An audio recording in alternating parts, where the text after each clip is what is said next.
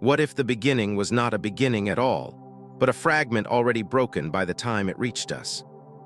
Across the oldest records of human memory, there is a strange and persistent quiet. No stories of learning how to build, no gradual awakening into language or order. Cities rise suddenly in the archaeological record, fully shaped, as if they stepped out of a shadow rather than grew from the soil. Something feels missing, not as a dramatic absence, but as a soft erasure, like a word rubbed smooth by centuries of retelling.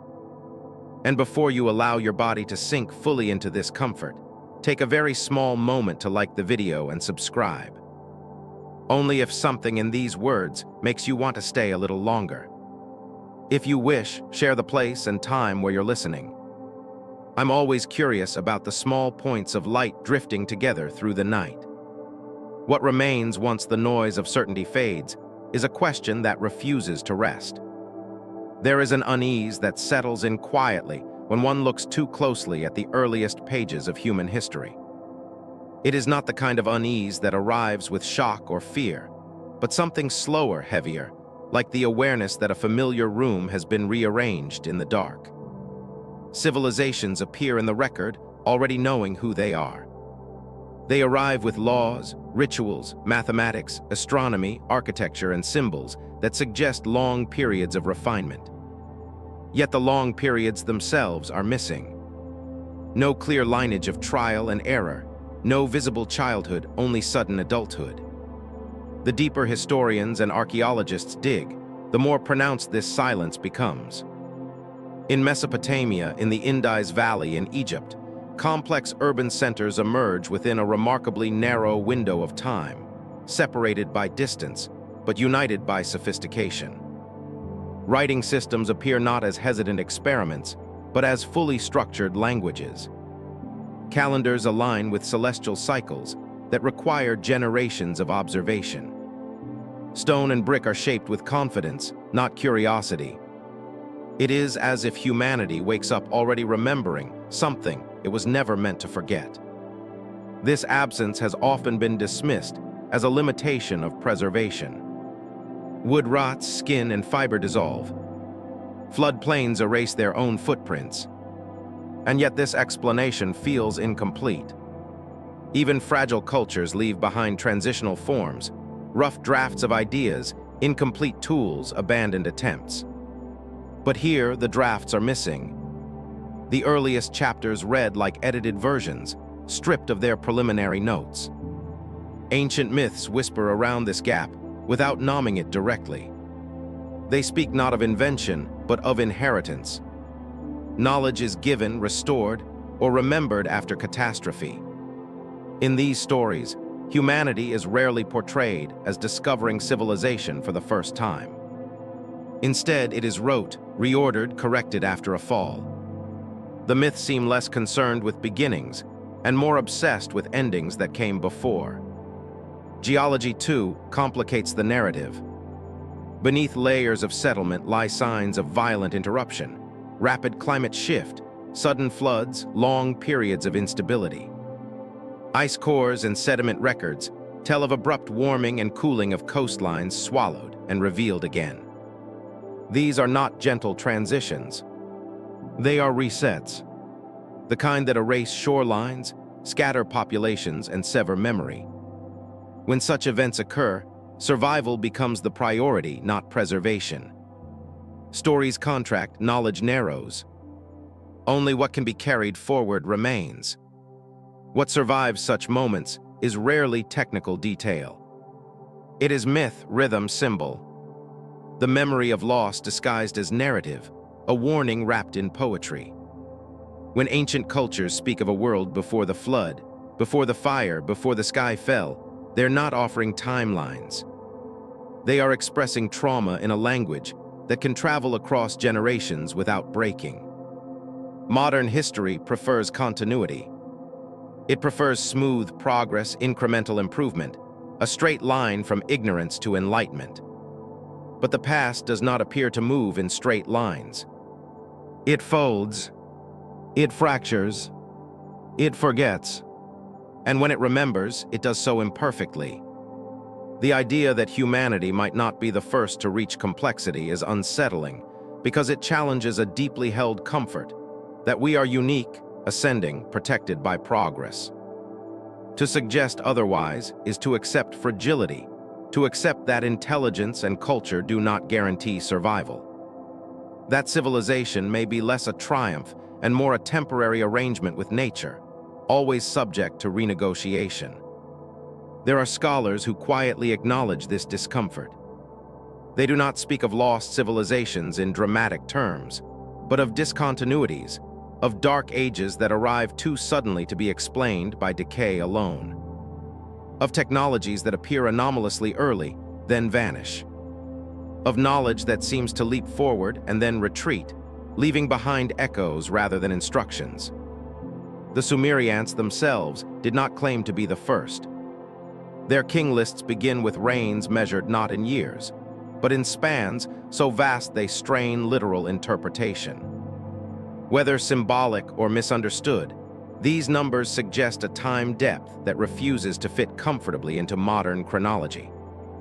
Even if metaphorical, they point backward to an era that mattered enough to be remembered, but not clearly enough to be understood.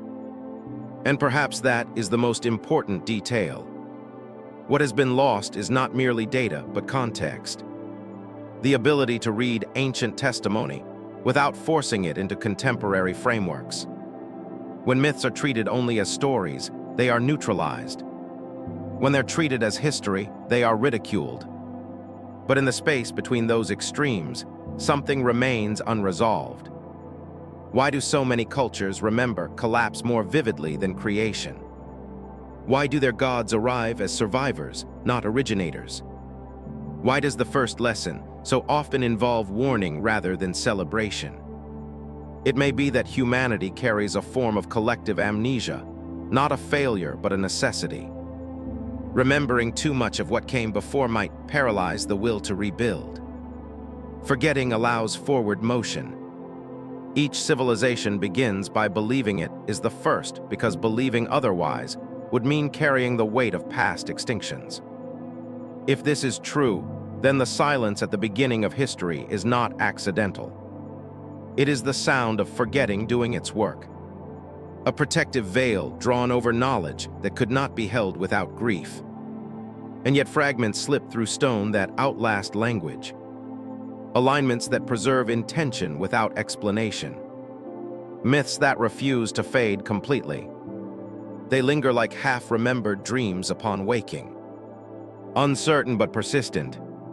The question then is not whether something existed before recorded history, but how many times this cycle has already turned.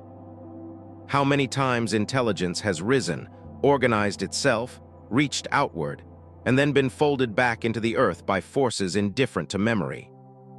If humanity is living inside such a cycle, the present moment is not a climax, but a pause, a narrow ledge between forgetting and remembering.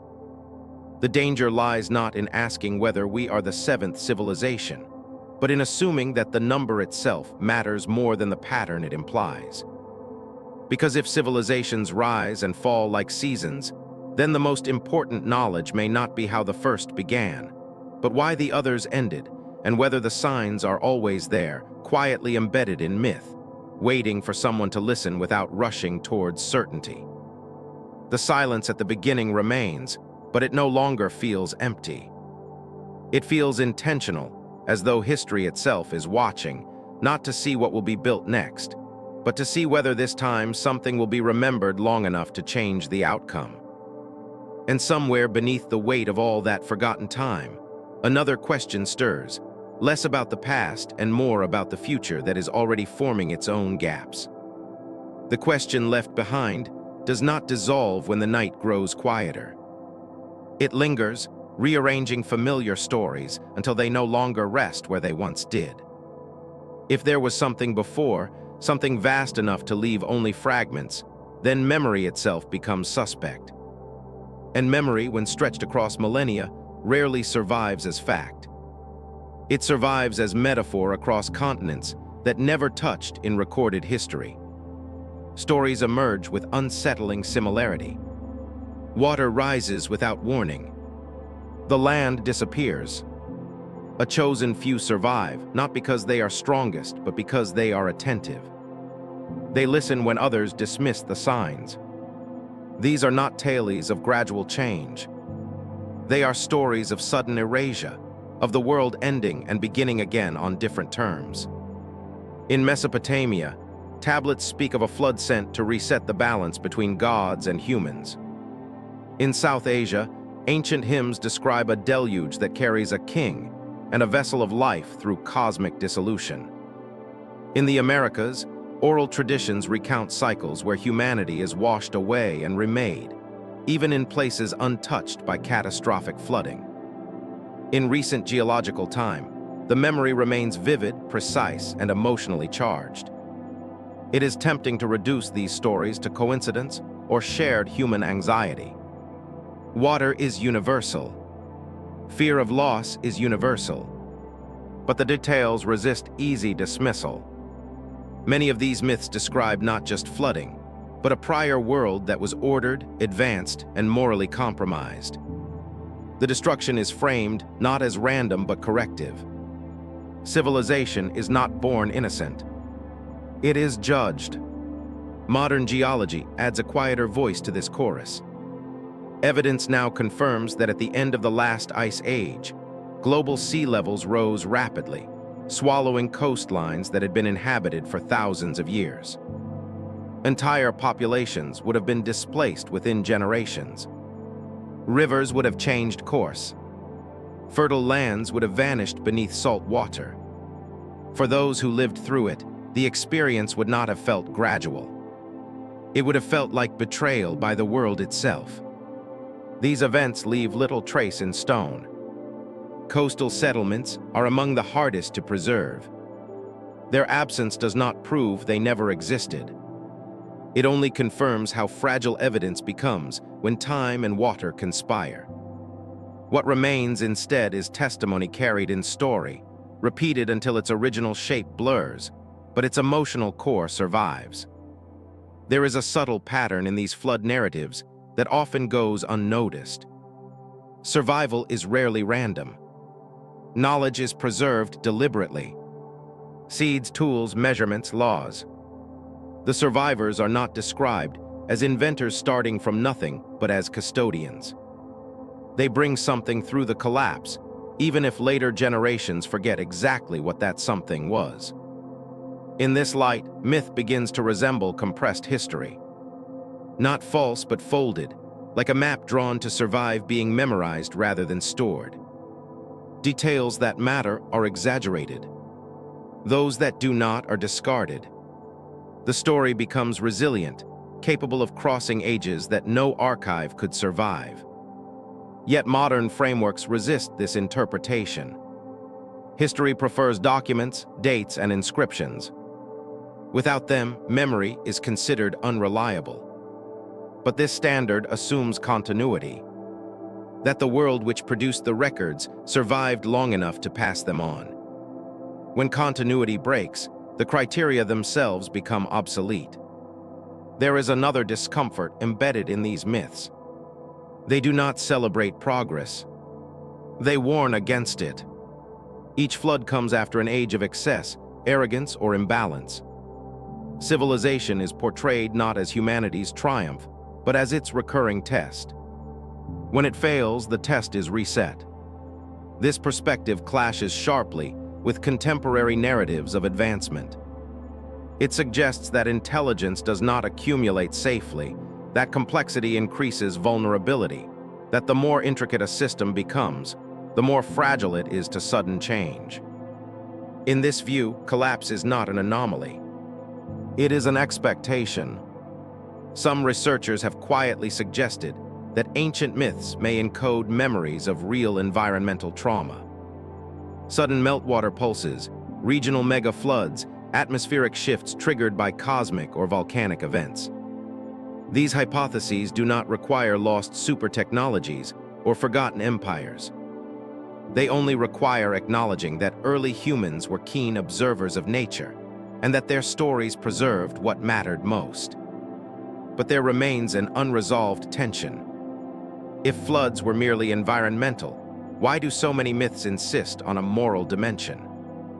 Why is destruction framed as response rather than accident? Perhaps because meaning was the only way to endure it. Or perhaps because civilization sensed something deeper, that their structures, not just their environments, had failed. If humanity has lived through multiple resets, then myths may serve as the only surviving record of previous endings. Not blueprints but cautions, not timelines but echoes. Each retelling smooths the details but sharpens the warning. And warnings, by their nature, are meant for those who believe they have moved beyond danger. When modern societies hear these stories, they often reinterpret them as symbolic, allegorical, safe. But symbols lose their power when they're no longer taken seriously. The flood becomes a metaphor rather than a memory, a story rather than a signal. Yet the Earth continues to move beneath this reinterpretation. Climate shifts again. Seas rise again. Systems strain under their own complexity. The ancient pattern does not repeat exactly, but it rhymes closely enough to feel familiar. If this is not humanity's first encounter with collapse, then the question changes subtly. It is no longer about whether ancient myths are true or false. It becomes a question of recognition, of whether the present can see itself reflected in the past it has dismissed. Perhaps the reason flood myths endure is not because they describe what happened once, but because they describe what keeps happening over and over. Civilization rising just high enough to forget its own fragility, then falling just hard enough to remember briefly. If so, then these stories are not relics. They are mirrors. And what they reflect is not comforting.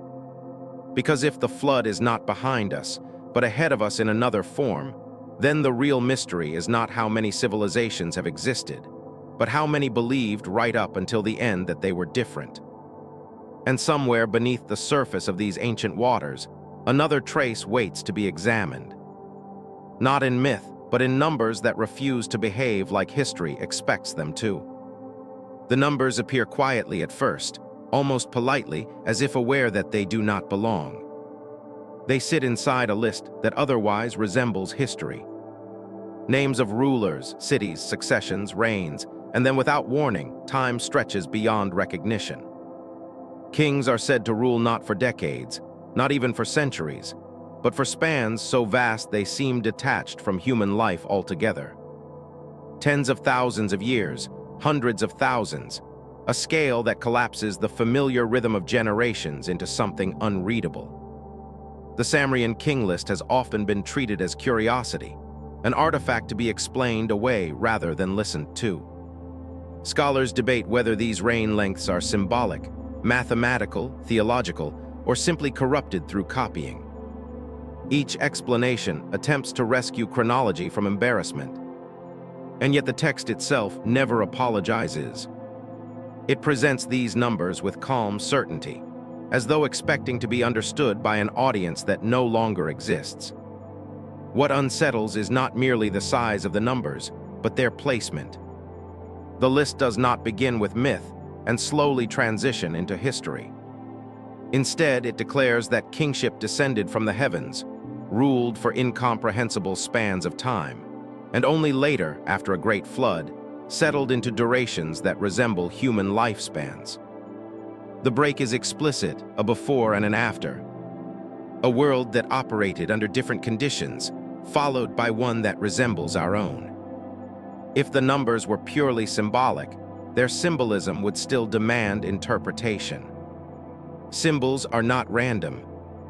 They encode values, hierarchies, and memory. Why choose such vast scales unless the intent was to mark distance, not just in time, but in kind? These early rulers are not merely older. They are others. Their longevity separates them from what comes after, as though to insist that something fundamental changed. Some have suggested that these reigns represent dynasties, rather than individuals or lunar cycles misread as years. Others propose that the list compresses multiple traditions into a single narrative, exaggerating as it merges. These explanations may reduce the numbers, but they do not dissolve the structure of the story. The list still insists on a lost era that cannot be reconciled with ordinary human experience. There is also the question of why such a list would be preserved at all. It serves no obvious political function for later rulers, whose reigns appear modest by comparison. If anything, it diminishes them. Why record ancestors so impossibly distant that they undermine the legitimacy of the present? Unless the purpose was not to glorify continuity, but to acknowledge rupture in this reading, the king list becomes less a boast and more a confession, a quiet admission that what exists now is not what once was. That authority, knowledge, and order had an earlier source that could not be fully recovered. The list does not explain this loss. It simply marks it. There is a restraint in this silence that feels deliberate. No attempt is made to describe how these early kings ruled, what technologies they possessed, or how their societies functioned. The text offers duration, names, and the bare fact of descent from elsewhere. It withholds detail, as though detail had already become unreliable. This restraint mirrors a broader pattern in ancient records. The further back they look, the less they describe. Precision increases closer to the present, as if history sharpens only when memory becomes safer to handle. What lies beyond that boundary is treated with distance, reverence, or caution. It is tempting to project modern fantasies onto this void, to imagine advanced machines, lost sciences, impossible cities. But the text itself does not encourage spectacle. It encourages humility. It presents a scale of time that refuses to be domesticated, reminding the reader that not all past are accessible. There's also a subtle implication embedded in the structure of the list. Kingship is portrayed as something that arrives, withdraws, and arrives again. It is not invented by humans. It is granted, lost, restored. Civilization in this framing is not a linear achievement, but a condition that can be interrupted. If this is taken seriously, then the question shifts. Rather than asking whether these numbers are accurate, one must ask what experience led people to record time this way. What kind of rupture requires such exaggeration to be remembered at all? What kind of loss stretches memory until it can only be expressed through enormity? In many ancient cultures, time itself was not uniform. Sacred eras expanded and contracted. The age of gods was not measured by the same rules as the age of humans. But this does not render those ages meaningless. It suggests that they were understood as qualitatively different, governed by laws no longer in effect. Perhaps the king list is not pointing to longevity, but to endurance, not years lived, but cycles survived. The reigns may represent stability across repeated crises, rather than continuous rule. In such a reading, the numbers become markers of resilience, not biology. Yet even this interpretation leaves something unresolved. Why does the list insist on beginning where it does? Why not start after the flood where time behaves properly again? Why preserve a memory that complicates rather than clarifies? Because forgetting entirely may have felt dishonest, because erasing the anomaly would have been more dangerous than recording it. The list stands as a reminder that history has edges, places where explanation thins and humility is required. Modern readers often approach such texts with the intent to decode them, to translate them into acceptable terms. But some texts resist translation because they are not puzzles. They are boundaries. They exist to mark the limits of what can be comfortably known. If the Sumerians believed that civilization had already existed in a form no longer reachable, then their meticulous recording of that belief becomes an act of warning. A quiet acknowledgement that what had been lost might be lost again. The numbers, then, are not asking to be believed. They're asking to be noticed. And once noticed, they invite a deeper unease. If the past contains errors so distant they cannot be described, what does that suggest about the future? If time can collapse memory so completely once, what prevents it from doing so again? Perhaps the most unsettling possibility is not that the numbers are wrong, but that they are the last surviving trace of a chronology that no longer fits inside human intuition. A time before time behaved the way it does now, a history that ended so completely that only its scale remained. And if that is the case, then the list is not a relic of ignorance, but a fragment of testimony, left behind by those who knew that the next civilization might look back and see nothing but exaggeration. The question that follows is quiet but persistent. When future historians examine what remains of this era, will they recognize continuity?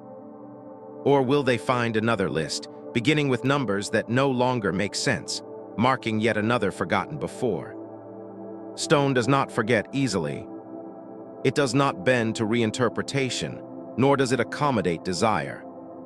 When shaped with intention, it preserves that intention long after language has thinned and symbols have drifted. This is why the stone remains unsettling. It waits, and when examined closely, it begins to ask questions of its own. Across the ancient world, blocks weighing tens or even hundreds of tons sit in place with a confidence that feels out of time. They fitted so precisely that blades cannot slip between them, aligned so carefully that earthquakes pass through without dismantling their order. The surfaces are not merely rough-hewed. They are smoothed, leveled, and joined in ways that imply planning, measurement, and repeatable technique. And yet, in many cases, they appear before the technologies traditionally required to shape them are believed to exist. What troubles researchers is not that ancient people moved stone. That much is unquestioned. What troubles them is the consistency. The same attention to right angles, the same resistance to erosion at joints, the same preference for interlocking forms appears in regions separated by oceans and millennia. It is as if a shared solution was applied repeatedly long before the problems were formally defined. In conventional narratives, complexity is expected to grow gradually. Tools improve, methods refine, mistakes accumulate and are corrected. But stone monuments rarely show this learning curve. There are no visible prototypes, no discarded experiments. The earliest examples often remain the most impressive, as though the knowledge required to build them arrived already mature. Later cultures imitate these structures, but do not surpass them. The precision softens. The stones become smaller. Mortar appears where once none was needed. It is as if something subtle but essential has been lost. Not strength or will, but understanding. The builders remember what to build, but not how it was once done. Attempts to explain this gap often focus on logistics, ramps, levers, labor forces. Each theory solves one aspect while leaving another untouched. It becomes possible to imagine the movement of stone, but not the shaping or the shaping, but not the placement or the placement, but not the alignment. Each explanation feels partial, like describing a melody by listing the notes without hearing the rhythm. There is also the matter of intention. Many of these structures serve no obvious practical purpose.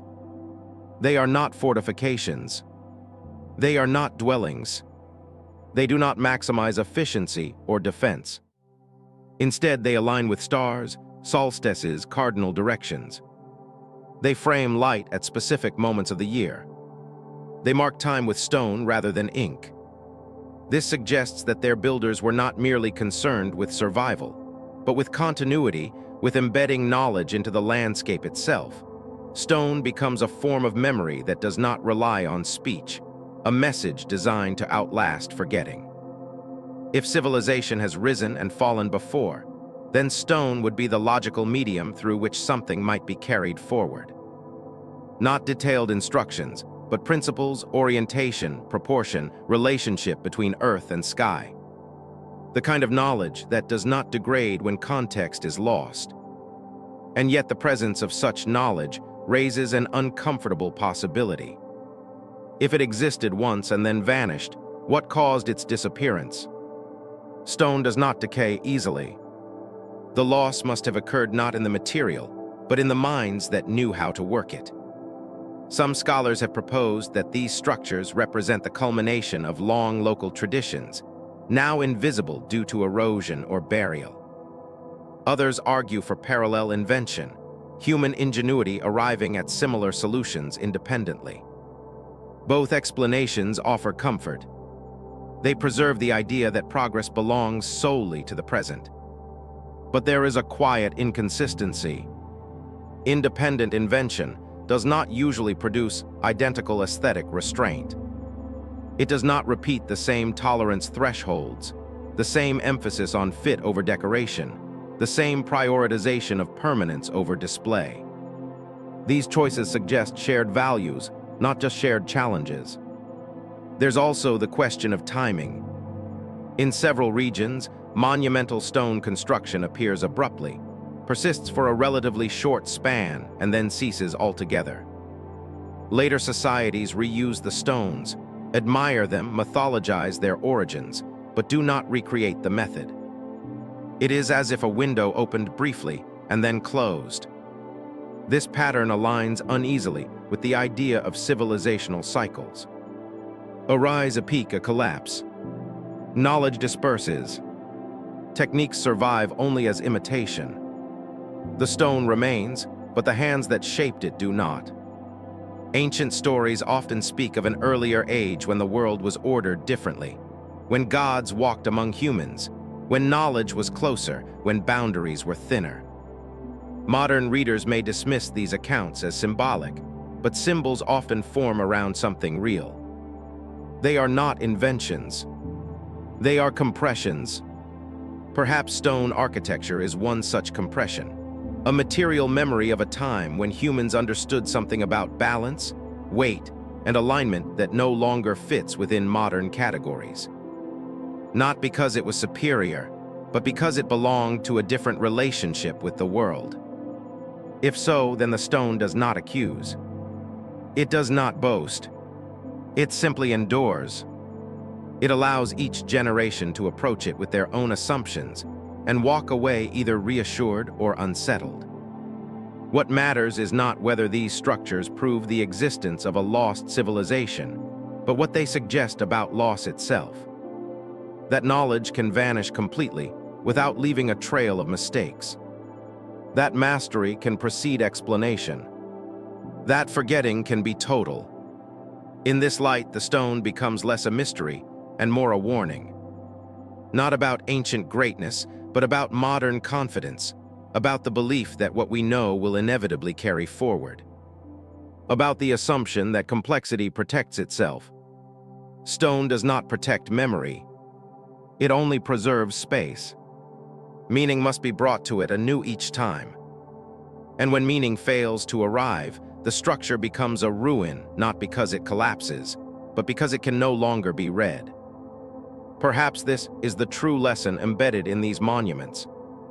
Not that the past was more advanced, but that advancement does not guarantee continuity. That civilization may reach remarkable heights and still leave behind only silent forms stripped of explanation. And as long as those forms remain, they will continue to wait, not for answers, but for the next culture confident enough to believe it understands them just before discovering that it does not. Beyond the stone, beneath the soil, another discovery waits. One that suggests that ritual itself may have come before survival, and that memory may have shaped humanity long before cities ever rose. There is a quiet reversal hidden beneath the soil, one that unsettles the familiar order of human development. It suggests that meaning may have preceded necessity, that gathering may have come before farming, that memory may have shaped survival rather than the other way around. This reversal does not announce itself loudly. It waits, patient and intact, until uncovered by hands that expected something simpler.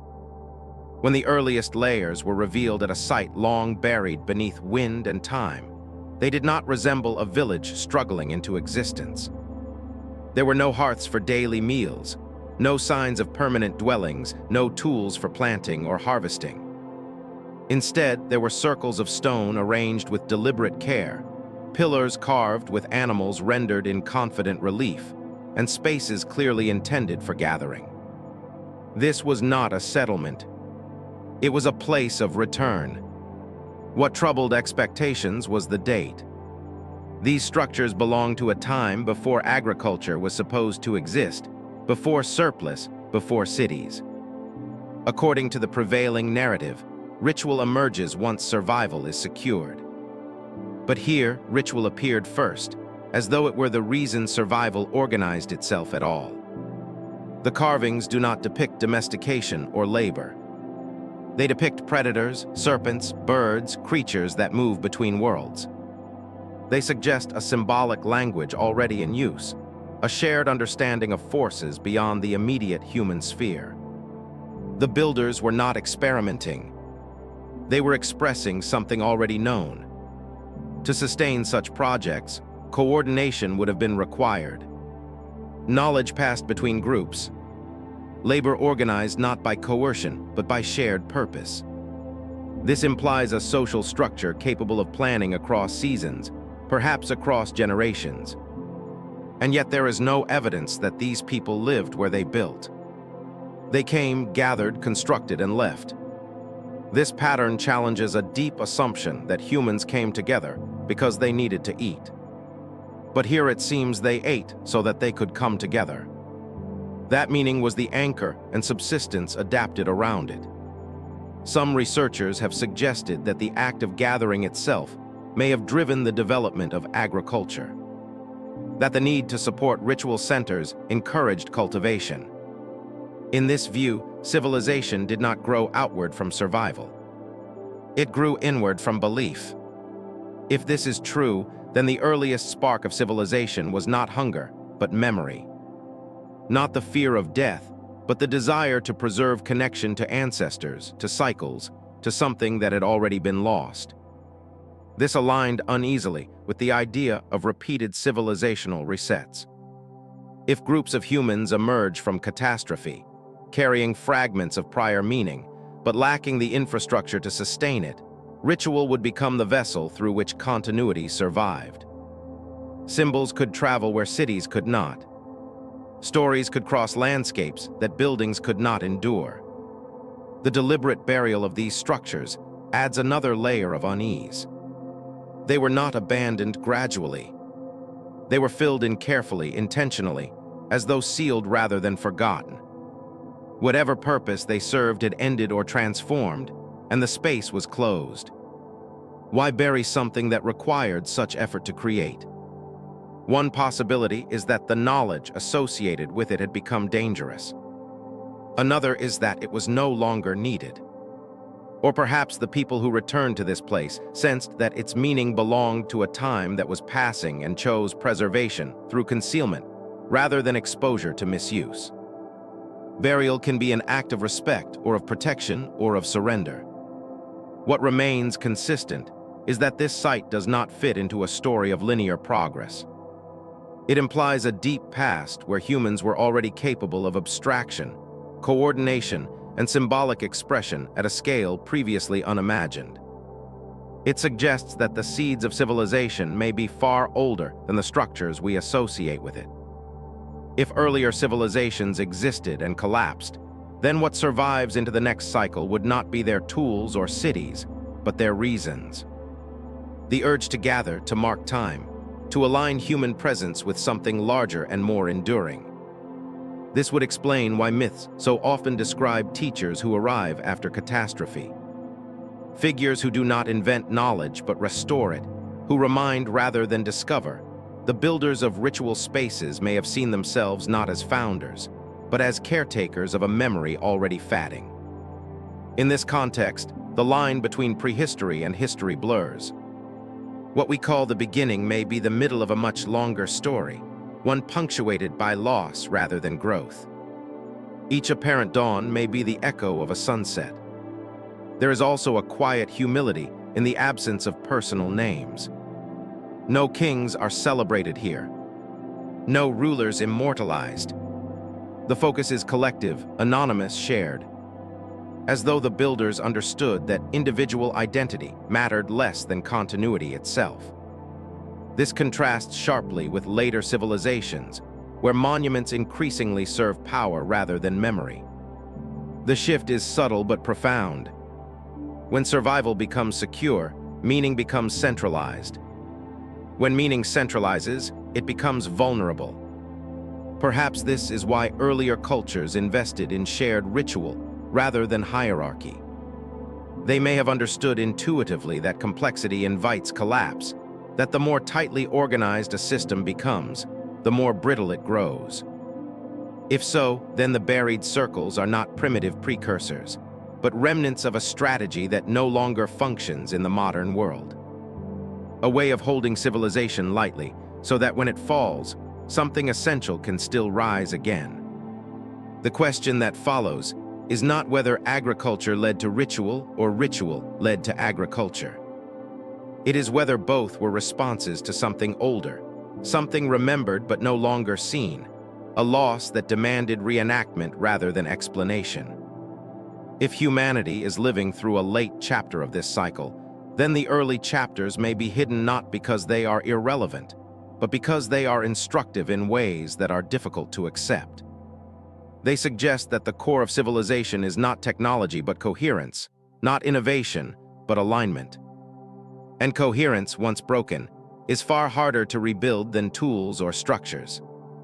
As the night deepens and the outlines of certainty soften, the buried stones remain where they were left, silent witnesses to a time when humans gathered not to conquer the land, but to remember something they feared might disappear.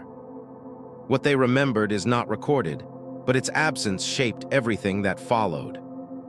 And beyond ritual, beyond stone, another pattern waits.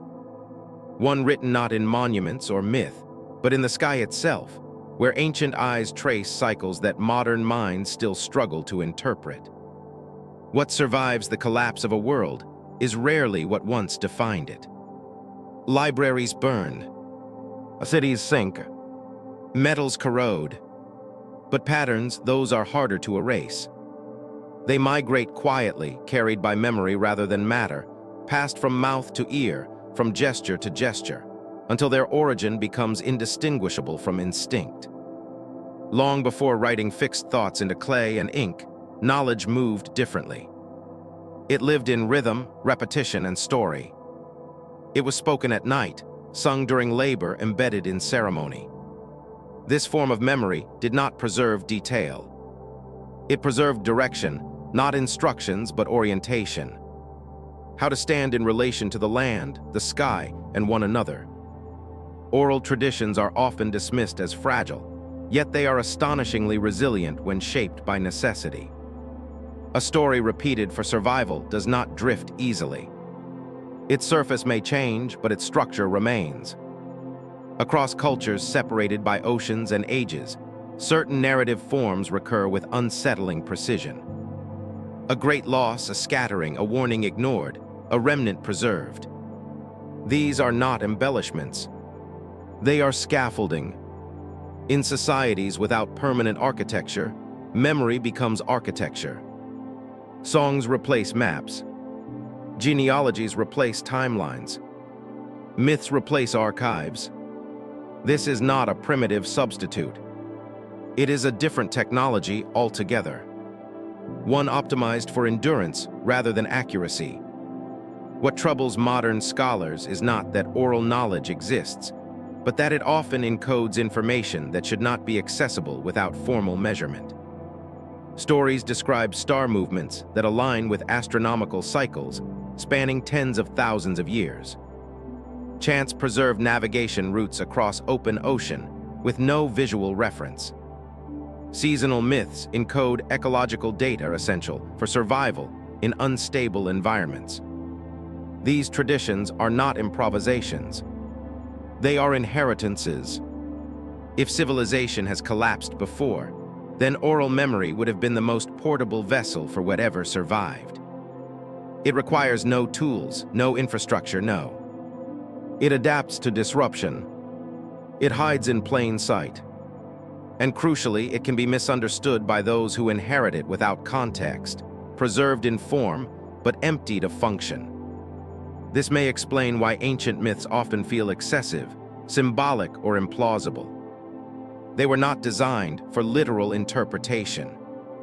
They were designed to be remembered. Compression is their strength. Exaggeration is their armor. Meaning survives by becoming strange. Consider how many traditions speak of teachers who arrive after catastrophe, bearing fragments of knowledge. These figures rarely claim authorship. They restore balance. They remind communities of practices that feel ancient even at the moment of transmission. The implication is subtle but persistent. Knowledge did not originate here. It arrived. Modern frameworks struggle with this idea because they equate knowledge with accumulation. But memory does not accumulate smoothly. It breaks, reforms, and carries forward unevenly. What survives is not always what mattered most, but what could survive the medium. There is also a pattern of deliberate obscurity. Certain knowledge is restricted, revealed only through initiation, not as a means of control, but as protection. Knowledge without context can be dangerous. When fragments survive a collapse, they must be handled carefully, lest they be misunderstood or misused. This introduces a possibility rarely considered that some knowledge was intentionally fragmented, not lost by accident, but distributed across story, symbol, and ritual so that no single piece could be weaponized or corrupted. A kind of intellectual redundancy designed for collapse rather than stability. If so, then what appears to us as mythological confusion may once have been a coherent system. One that assumed discontinuity, one that expected forgetting, one that trusted future generations not to understand everything at once. The danger arises when such systems are reinterpreted through frameworks that demand clarity. Myths are flattened into entertainment or dismissed as superstition. Their protective ambiguity is stripped away. What remains is either trivialized or sensationalized. In the long arc of time, forgetting may be as important as remembering. Too much memory can bind a culture to a past that no longer exists. Too little leaves it unnumbered. The balance is delicate, and oral traditions may represent an attempt to hold it. If humanity has endured multiple civilizational cycles, then each reset would have narrowed what could be carried forward. Technology would decay. Infrastructure would vanish. But stories, those could slip through the cracks, reshaped, but intact enough to guide reconstruction. This perspective reframes the role of myth not as fiction but as aftermath, not as invention but as residue. Each myth is a scar left by something that could not be fully healed. It also raises a quiet question about the present. Modern civilization places extraordinary faith in external memory, data centers, archives, clouds. But these systems assume continuity. They assume stability. They assume that the future will resemble the present closely enough to interpret what is left behind. Oral traditions assume the opposite. They assume rupture. They assume displacement. They assume that those who inherit the memory may not share the same tools, values, or environment. And so they encode meaning in forms that can adapt even when misunderstood. Perhaps this is why ancient knowledge often feels incomplete. It was never meant to be complete. It was meant to survive. If humanity is indeed living through a late stage of a recurring pattern, then the erosion of oral tradition may be more than cultural loss. It may represent the dismantling of a system designed specifically to carry meaning across collapse. Without it, what remains is brittle, dependent on machines, vulnerable to interruption. And so the myths linger, half remembered, half dismissed, waiting for moments of instability to reveal their purpose again. They are not instructions for how to build a world, but reminders that worlds end, and that something, if chosen carefully, can cross that boundary. As the thread of memory stretches thinner, another pattern begins to emerge. One not carried by voice or stone, but by the planet itself, etched into cycles of ice, fire, and sky, repeating with a rhythm older than any story. The planet does not remember in stories. It remembers in layers. Ice compresses snowfall into silent records. Sediment settles into patterns of flood and fire. Craters fade but never entirely disappear. When these layers are read carefully, they tell a history that does not move gently. It moves in pulses. There are long stretches of relative calm where climate stabilizes and life adapts gradually, and then without warning the rhythm breaks. Temperatures shift rapidly. Oceans surge, forests burn or freeze. Species vanish. The world reorganizes itself not through negotiation, but through force. These are not subtle transitions. They're interruptions.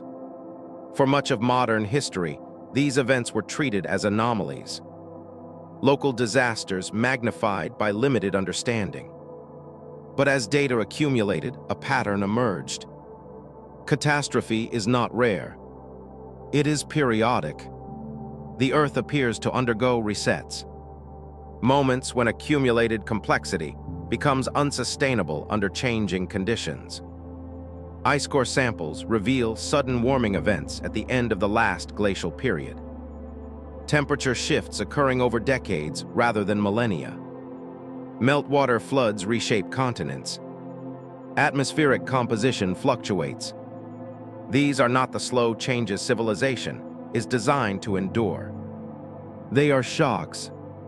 What is unsettling is how closely these physical disruptions align with the mythic memories carried by ancient cultures.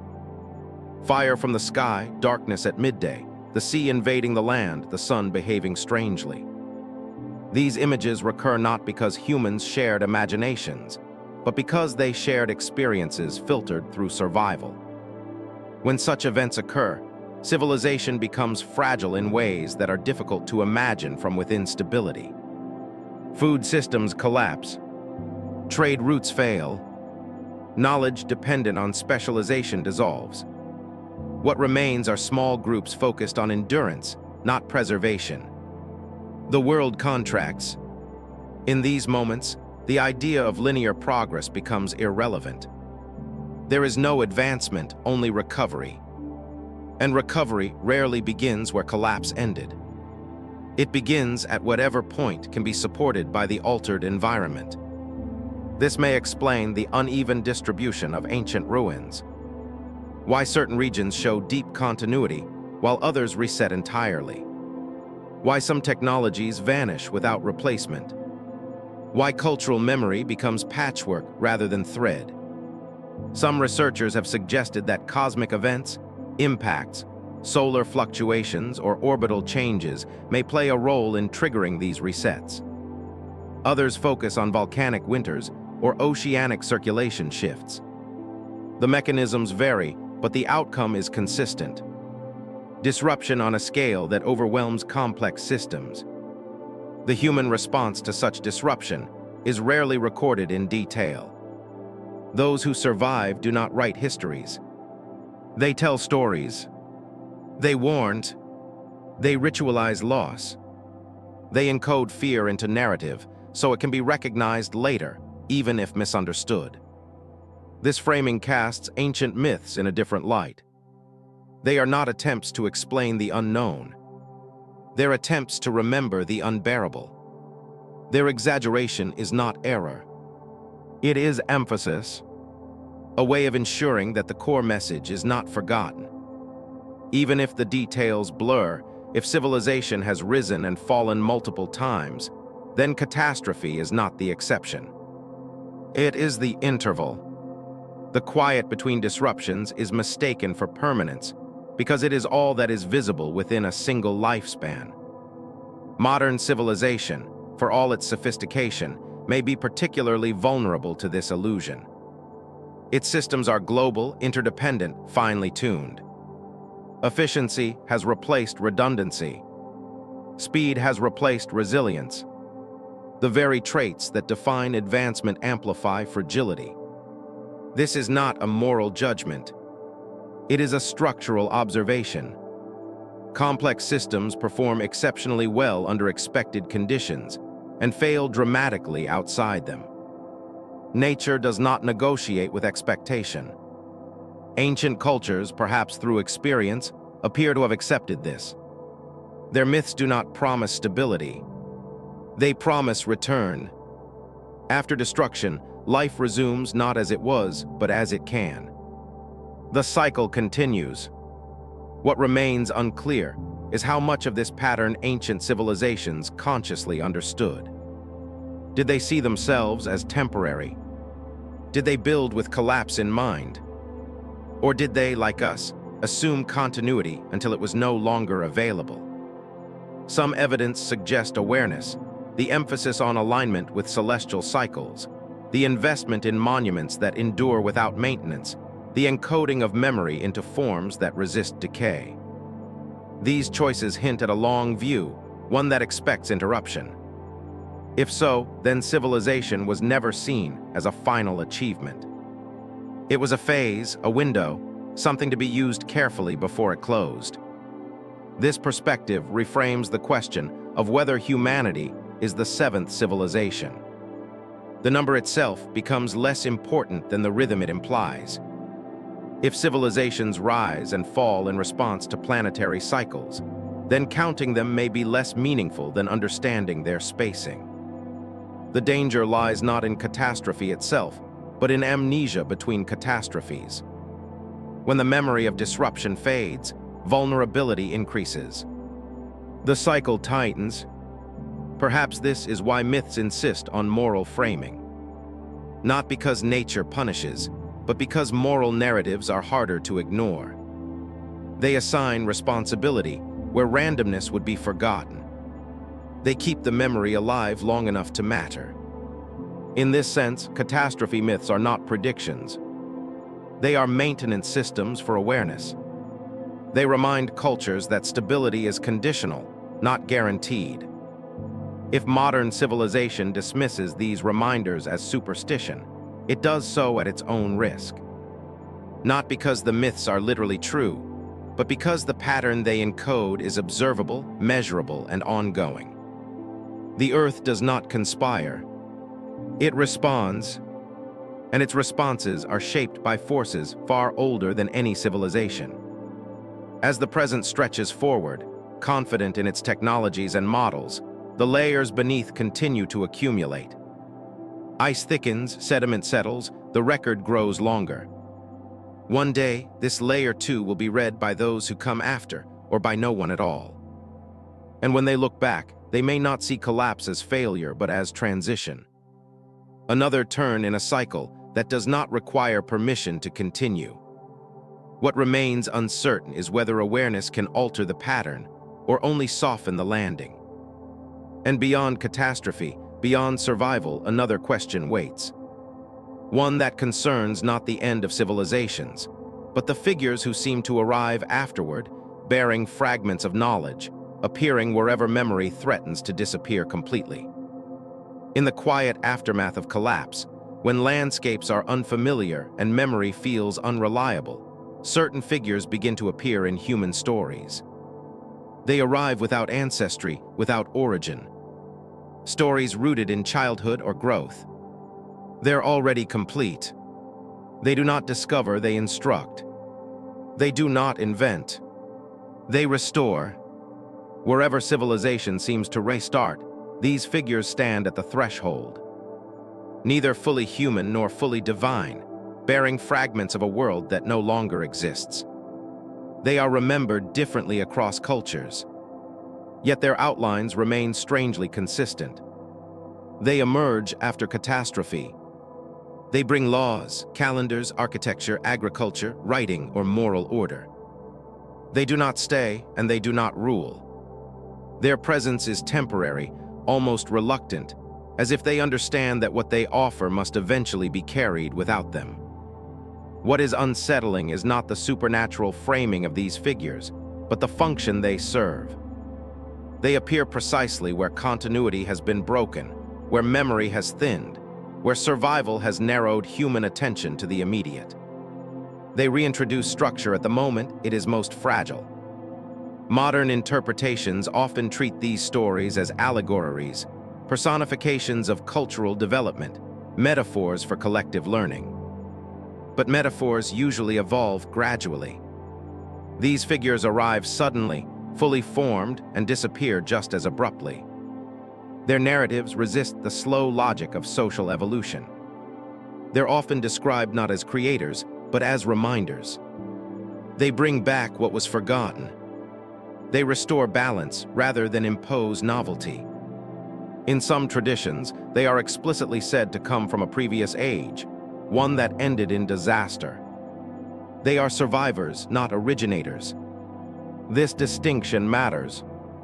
It suggests that knowledge did not arise organically within the new civilization, but was reintroduced from outside its immediate historical frame.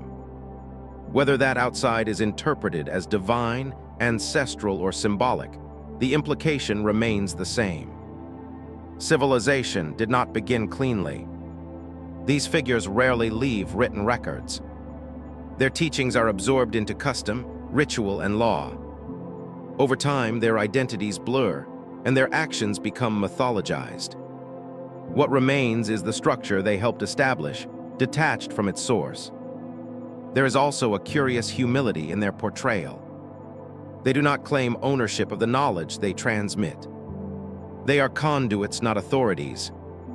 In some accounts, they explicitly warn against misuse, emphasizing balance over dominance. Their concern is not expansion, but stability. This raises an uncomfortable possibility that these stories preserve memory of a time when knowledge was known to be dangerous if held without restraint. That earlier civilizations may have learned through collapse that unchecked complexity invites destruction, and that what survived into the next cycle was intentionally limited. If this is so, then the civilizing figures represent not progress, but containment. They offer just enough structure for societies to function, but not enough to repeat whatever failure came before. Knowledge is rationed. Memory is filtered. Over generations, this restraint is forgotten. The figures are elevated into gods or demigods. Their warnings fade while their gifts are celebrated. Civilization grows confident again, mistaking inherited wisdom for innate achievement. At this point, the cycle begins to resemble itself. What complicates this interpretation is that similar figures appear independently across regions, with no known contact. The details differ, but the role remains consistent. This challenges explanations rooted purely in cultural diffusion. It suggests a shared response to a shared condition. That condition may be the psychological aftermath of collapse. When a world ends, survivors seek authority. They seek reassurance that order can be restored. Stories of wise figures arriving with answers may serve as a stabilizing force, whether or not such figures existed in any literal sense. But even if symbolic, the specificity of what they bring is notable. Agricultural techniques suited to local environments, astronomical knowledge aligned with observable cycles, architectural principles that reflect an understanding of stability and proportion. These are not vague gifts. They are practical. The question then becomes not whether these figures were real, but why such precise knowledge is consistently attributed to them. Why does memory choose this form?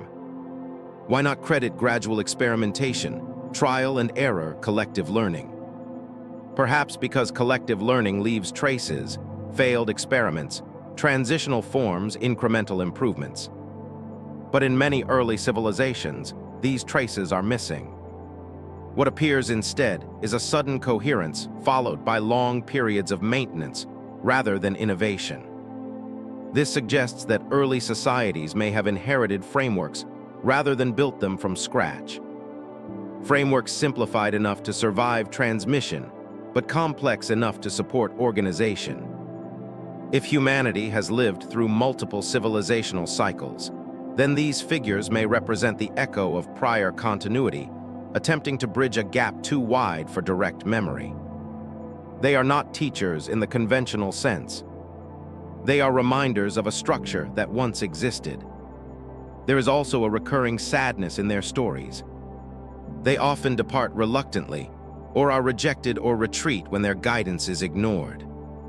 They do not stay to govern the outcome. Their role ends once the system can sustain itself, however imperfectly.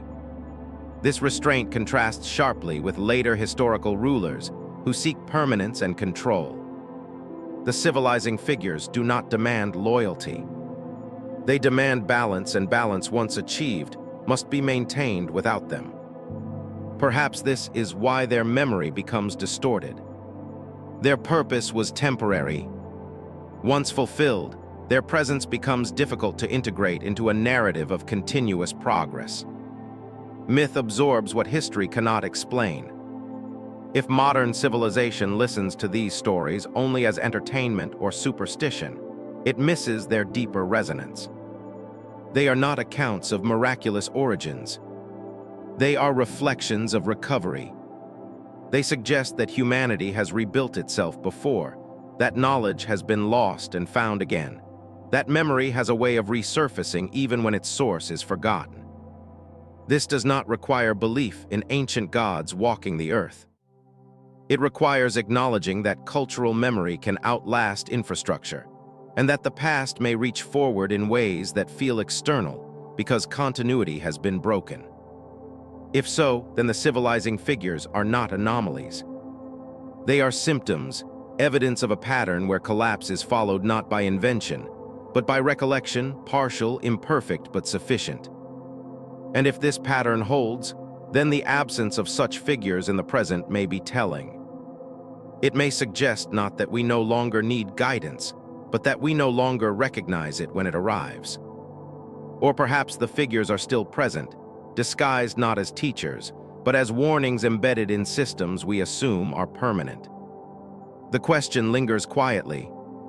If civilization has been restarted before, and if guidance once came from memory rather than innovation, then what form would it take now? At a moment when memory is outsourced and collapse is unthinkable. And beyond these figures, beyond their teachings, another silence waits to be examined. One shaped not by myth or story, but by deliberate omission, by what was never allowed to survive at all. There are absences in history that feel different from loss. Loss leaves debris. It leaves fragments, inconsistencies, broken edges that invite reconstruction. But some absences are smooth, clean, as though something was not merely destroyed, but carefully removed. When ancient knowledge disappears through catastrophe, it tends to leave irregular traces, collapsed buildings, corrupted texts, conflicting traditions.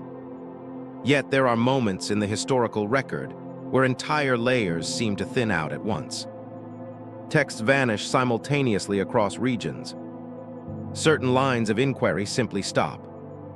Questions that were once asked are no longer posed. What remains is not confusion, but silence. This silence has often been explained through practicality. Materials decay. Archives burn. Conquerors rewrite narratives. And all of this is true. Power has always shaped memory. Victors preserve what legitimizes them and neglect what does not. Over time, this selective survival begins to feel natural, as though history itself preferred certain stories. But there are patterns within this selection that resist easy explanation. Knowledge systems that challenge centralized authority tend to fragment more completely than those that reinforce it. Traditions emphasizing cyclical time fade more rapidly than those promoting linear destiny. Accounts that frame civilization as temporary rarely survive intact. It is not necessary to imagine a single controlling force to recognize this tendency. Institutions, by their nature, preserve what stabilizes them. They filter memory unconsciously. Over generations, this filtering becomes indistinguishable from truth. In many ancient cultures, there existed parallel streams of knowledge. One public formal sanctioned, another private symbolic transmitted through initiation. The latter rarely left durable records, not because it lacked importance, but because its preservation depended on discretion. When societies destabilize, these private streams are especially vulnerable. Initiatory chains break. Symbols lose interpreters. What was once protected becomes unintelligible and is eventually dismissed as superstition or metaphor. This creates peculiar illusion. It appears as though certain ideas never existed, when in reality, they were simply never meant to be written down. Their absence is not evidence of insignificance, but of fragility. Over time, what remains is the official narrative, a streamlined version of the past optimized for continuity. It favors origin stories that emphasize progress, divine mandate, or inevitability. It discourages interpretations that frame civilization as recurrent or conditional. The effect is subtle but powerful. When the past is presented as a steady ascent, collapse becomes unthinkable. When collapse is unthinkable, warning signs are ignored.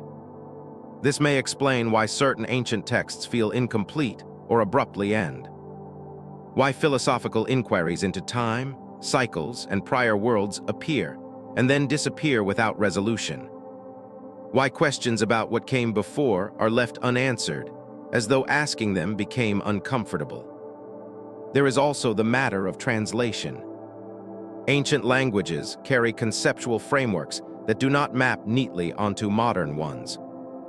Words describing cycles, ages, or states of being are often rendered into linear terms, flattening their meaning. Over time, this mistranslation compounds until the original question is no longer recognizable. What begins as misunderstanding becomes omission. An omission repeated often enough becomes absence. This process does not require malice. It requires only preference. A preference for coherence over complexity. For narratives that comfort rather than unsettle. For histories that affirm identity rather than challenge it. If humanity has lived through multiple civilizational cycles, then acknowledging that fact would undermine many assumptions about permanence and progress. It would suggest that collapse is not failure but recurrence, that modern systems are not the culmination of history, but one arrangement among many. Such an idea is difficult to institutionalize. It offers no guarantee of survival. It does not privilege the present. It asks for humility rather than celebration, and so it tends to fade. What remains are sanitized echoes, myths stripped of their warnings, symbols detached from their context, monuments admired for their beauty rather than their message. The past becomes aesthetic rather than instructive. Yet traces persist in unexpected places, in architectural anomalies that cannot be fully explained, in chondrical systems that track cycles longer than recorded history, in philosophical traditions that speak of eternal return rather than linear destiny. These traces are often treated as curiosities. They are studied, categorized, and set aside. Rarely are they allowed to challenge the overarching narrative. This selective attention creates a feedback loop. What does not fit is ignored. What is ignored disappears. And what disappears reinforces the belief that it was never there.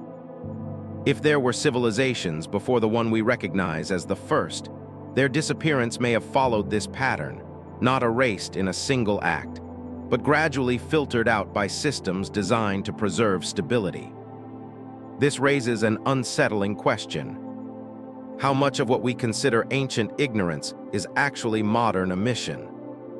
How many unanswered questions exist not because evidence is lacking, but because the questions themselves were quietly retired? The danger of such omission is not academic. It shapes how societies respond to uncertainty.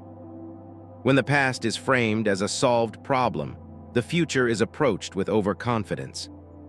When collapse is excluded from memory, resilience is neglected.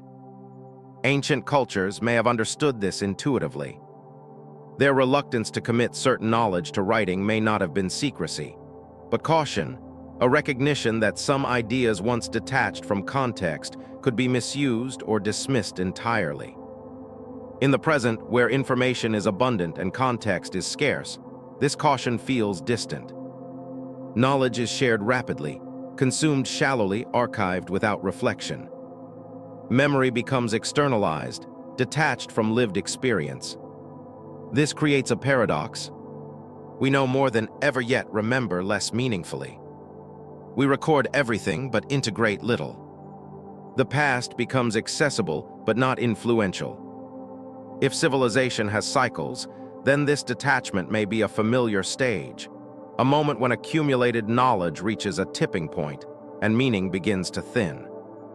Perhaps the greatest loss in previous collapses was not technology or infrastructure, but perspective, the understanding that no system is final, that memory must remain active to remain useful. As this part of the journey closes, the silence around certain questions feels heavier.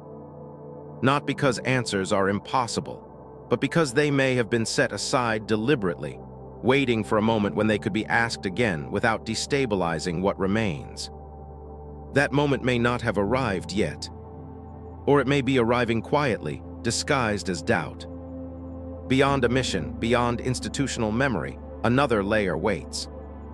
One that is not hidden in texts or symbols, but written into the sky, into movements so slow and precise that only civilizations thinking far beyond themselves would bother to track them at all. Long before the sky was mapped with instruments, it was read as a memory surface. Its movements were slow enough to feel eternal, yet precise enough to reward patience. To follow them required attention, not measured in seasons, but in lifetimes. And to preserve that attention demanded something more durable than observation alone. Across ancient landscapes, stone and story converge toward the same concern, alignment. Not simply orientation for navigation or agriculture, but calibration with cycles far longer than a human life. Structures mark solstices and equinoxes with care, but they also gesture toward deeper rhythms, the slow wobble of the Earth's axis, the shifting backdrop of stars, the return of patterns that take tens of thousands of years to complete. This knowledge is not intuitive. It cannot be derived from a single generation of watching the sky. It requires continuity. Records kept across centuries.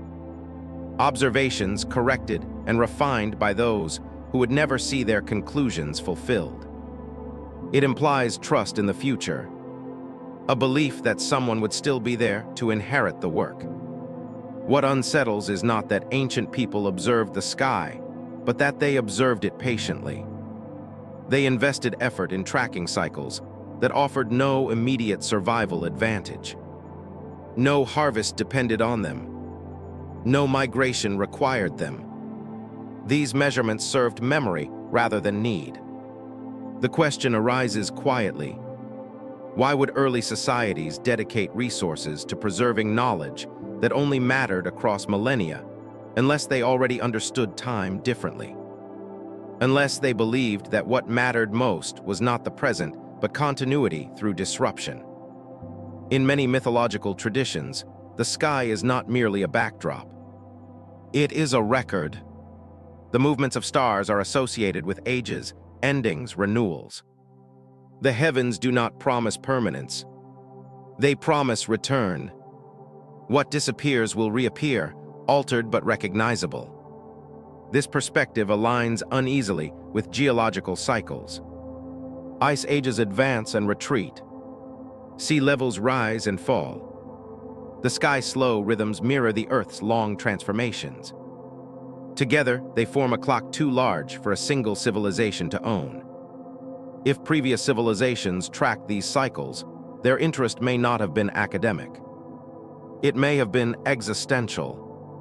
Understanding when stability gives way to disruption would have been invaluable to a culture aware of collapse. This possibility reframes ancient astronomical knowledge. It was not predictive in the modern sense. It was preparatory, a way of situating human activity within forces that could not be controlled, only anticipated. Modern science, too, recognizes long-term cycles, but often treats them as background context rather than narrative drivers. The sky becomes data stripped of meaning. But meaning was precisely what ancient observers sought. They read the heavens not to dominate nature, but to listen to it. There is also the matter of preservation. Stone markers and monuments encode alignment without requiring explanation. Even if language fails, the relationship between structure and sky remains legible to those who know where to look. This is memory designed to survive forgetting. If civilization were to collapse, texts would vanish. Instruments would decay, but alignments would persist. They would wait silently for recognition. In this sense, ancient astronomy is less a science than a message sent forward through time. Yet modern interpretations often focus on spectacle rather than intent. Alignments are admired, photographed, categorized. Rarely are they treated as warnings. Rarely is the question asked why such care was taken to preserve relationships that extend beyond any single era. Perhaps because the answer is uncomfortable. It suggests that ancient cultures may have expected interruption, that they saw civilization as temporary and sought ways to anchor memory beyond its lifespan. This expectation is visible in myth as well. Ages of the world are described as passing, each with its own character and fate. The present age is never portrayed as final. It is one phase in a sequence that continues regardless of human desire. If this worldview emerged from experience rather than speculation, then the sky becomes a witness to prior endings. Its cycles offer reassurance not that collapse can be avoided, but that it can be endured. This endurance depends on memory, on passing forward not solutions but orientation, a sense of place within vast processes that cannot be negotiated. In the modern world where time is compressed and urgency dominates, such patience feels alien. Planning rarely extends beyond decades. Systems are optimized for immediacy. The future is assumed to be similar enough to the present that continuity requires no special care. This assumption may itself be a symptom of forgetting. If humanity has lived through multiple civilizational cycles, then the loss of long-term astronomical thinking may mark a late stage, a moment when attention narrows and memory externalizes, leaving the deep rhythms unheeded. The sky continues its slow motion regardless. Its cycles do not pause for belief. What was tracked before will complete its arc again, whether anyone is watching or not. The ancient observers understood this. Their work was not to change the sky, but to remember it, to embed its motion into culture so that awareness might persist even when institutions failed. This does not require belief in lost advanced technologies. It requires acknowledging patience, the willingness to observe without expectation of reward, the humility to build for successes unseen. Such humility is difficult to maintain in times of confidence. When systems feel permanent, preparation for loss feels unnecessary, even pessimistic. But pessimism may not have been the ancient motivation. Prudence may have been. If this is so, then the alignment of stone sky is not evidence of forgotten greatness, but of remembered fragility. A recognition that what rises will fall, and that what falls may rise again, guided by patterns older than any name. The sky does not judge. It does not warn in words. It moves steadily, marking time that civilizations ignore at their peril. As the present gazes upward, armed with satellites and simulations, it may believe itself more informed than those who watched with the naked eye. But information is not the same as attention. And attention once lost is difficult to recover. If the ancient message embedded in stone and sky still speaks, it does so softly. It does not announce dates or disasters. It offers perspective. The question that remains is whether perspective can still shape action or whether it will be cataloged, admired, and then set aside like so many warnings before it. Beyond the sky, beyond cycles and stone, another possibility begins to take shape. One that concerns not the rise and fall of civilizations, but the nature of forgetting itself, and whether amnesia may be an adaptation rather than a flaw. Forgetting is often treated as a failure, a weakness of memory, a flaw to be corrected through better records, better storage, better systems of recall. Yet in the long arc of human survival, forgetting may have served a quieter purpose. It may have allowed renewal, where memory alone would have immobilized. Trauma, when remembered in full detail, does not guide. It overwhelms. Communities that carry too much of their past often find themselves trapped within it, reenacting losses they no longer understand. In this sense, forgetting becomes not eraser but release, a narrowing of attention that permits life to continue. If civilizations have collapsed repeatedly, then those who survived may have learned, consciously or not, that memory must be selective. Not everything can be carried forward. Not every lesson can remain explicit. Some experiences must dissolve into symbol or be allowed to fade entirely, if rebuilding is to occur at all. This reframes the silences in history. They may not be accidents. They may be thresholds, points where memory became too heavy to hold without consequence.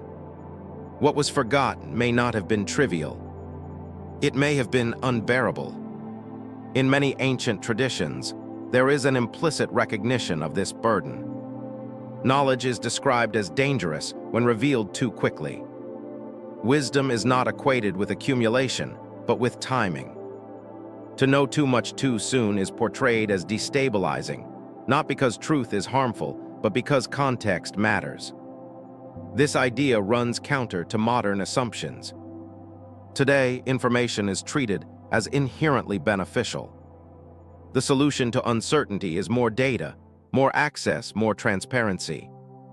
But ancient cultures often treated knowledge as something that must be earned gradually, metabolized through experience rather than delivered whole.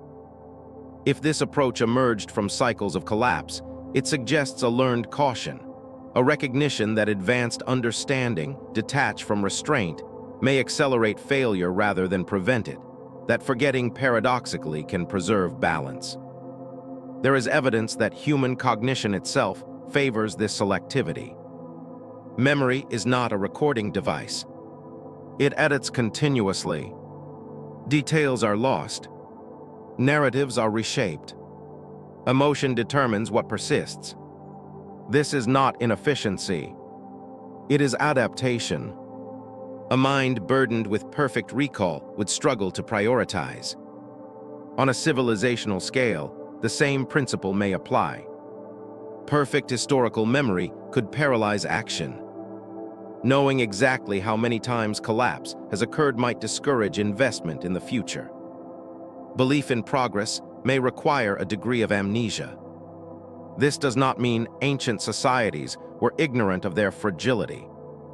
It means they encoded that awareness indirectly through myth, through ritual, through warnings that could be felt rather than analyzed. Memory was preserved in a form that guided behavior without overwhelming consciousness. Modern civilization, by contrast, seeks explicit control.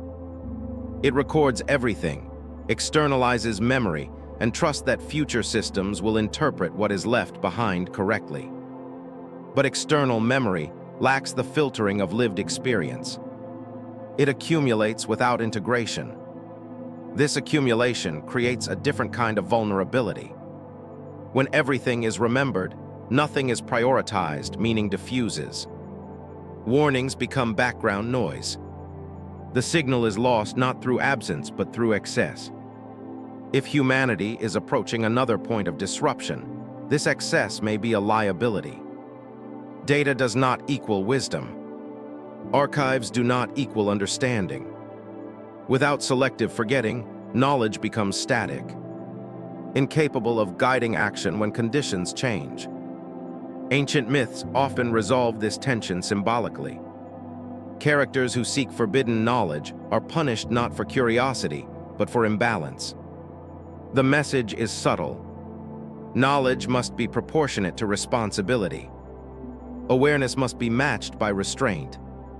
This framing suggests that previous civilizations may have reached thresholds where knowledge outpaced wisdom, where technical capability exceeded ethical or ecological balance. Collapse in this view becomes not a punishment, but a correction and enforced forgetting that resets complexity. Such an idea is unsettling because it implies that collapse serves a function not a desirable one, but a systemic one.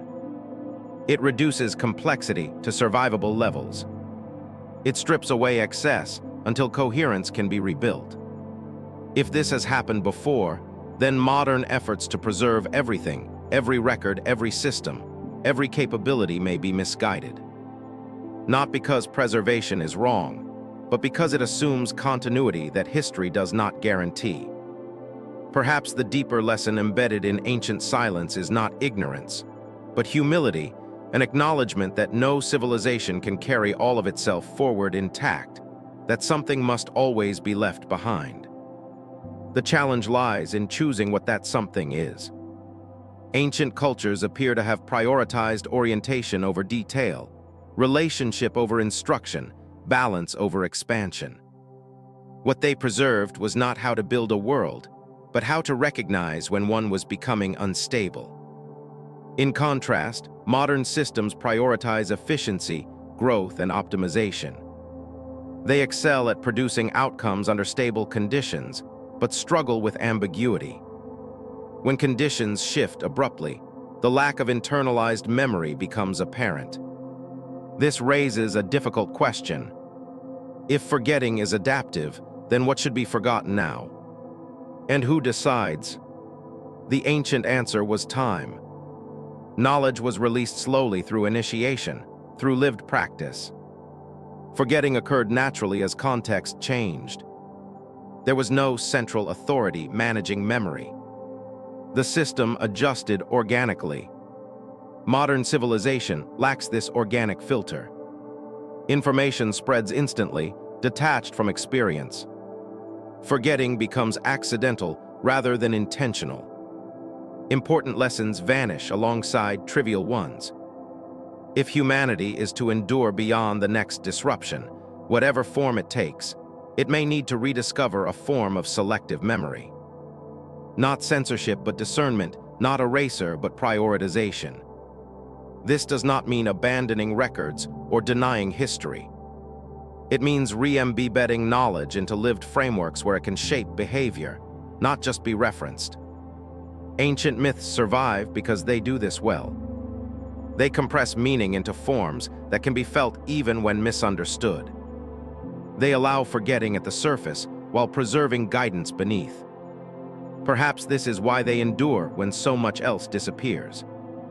They are resilient to collapse precisely because they do not demand precision. They invite interpretation rather than obedience.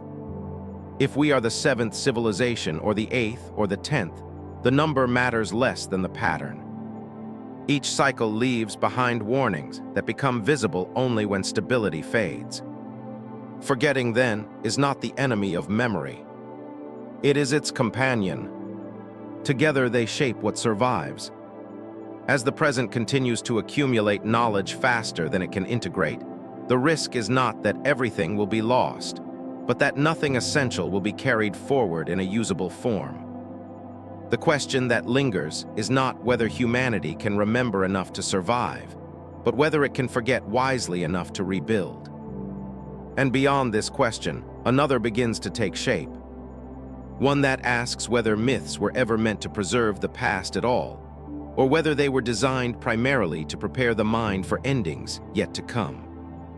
If myths were only vessels for preserving the past, they would lose relevance once their origins were identified. They would settle into museums and footnotes, admired but inert. Yet myths refuse this fate. They resurface repeatedly, not as answers but as disturbances. They do not resolve uncertainty. They provoke it.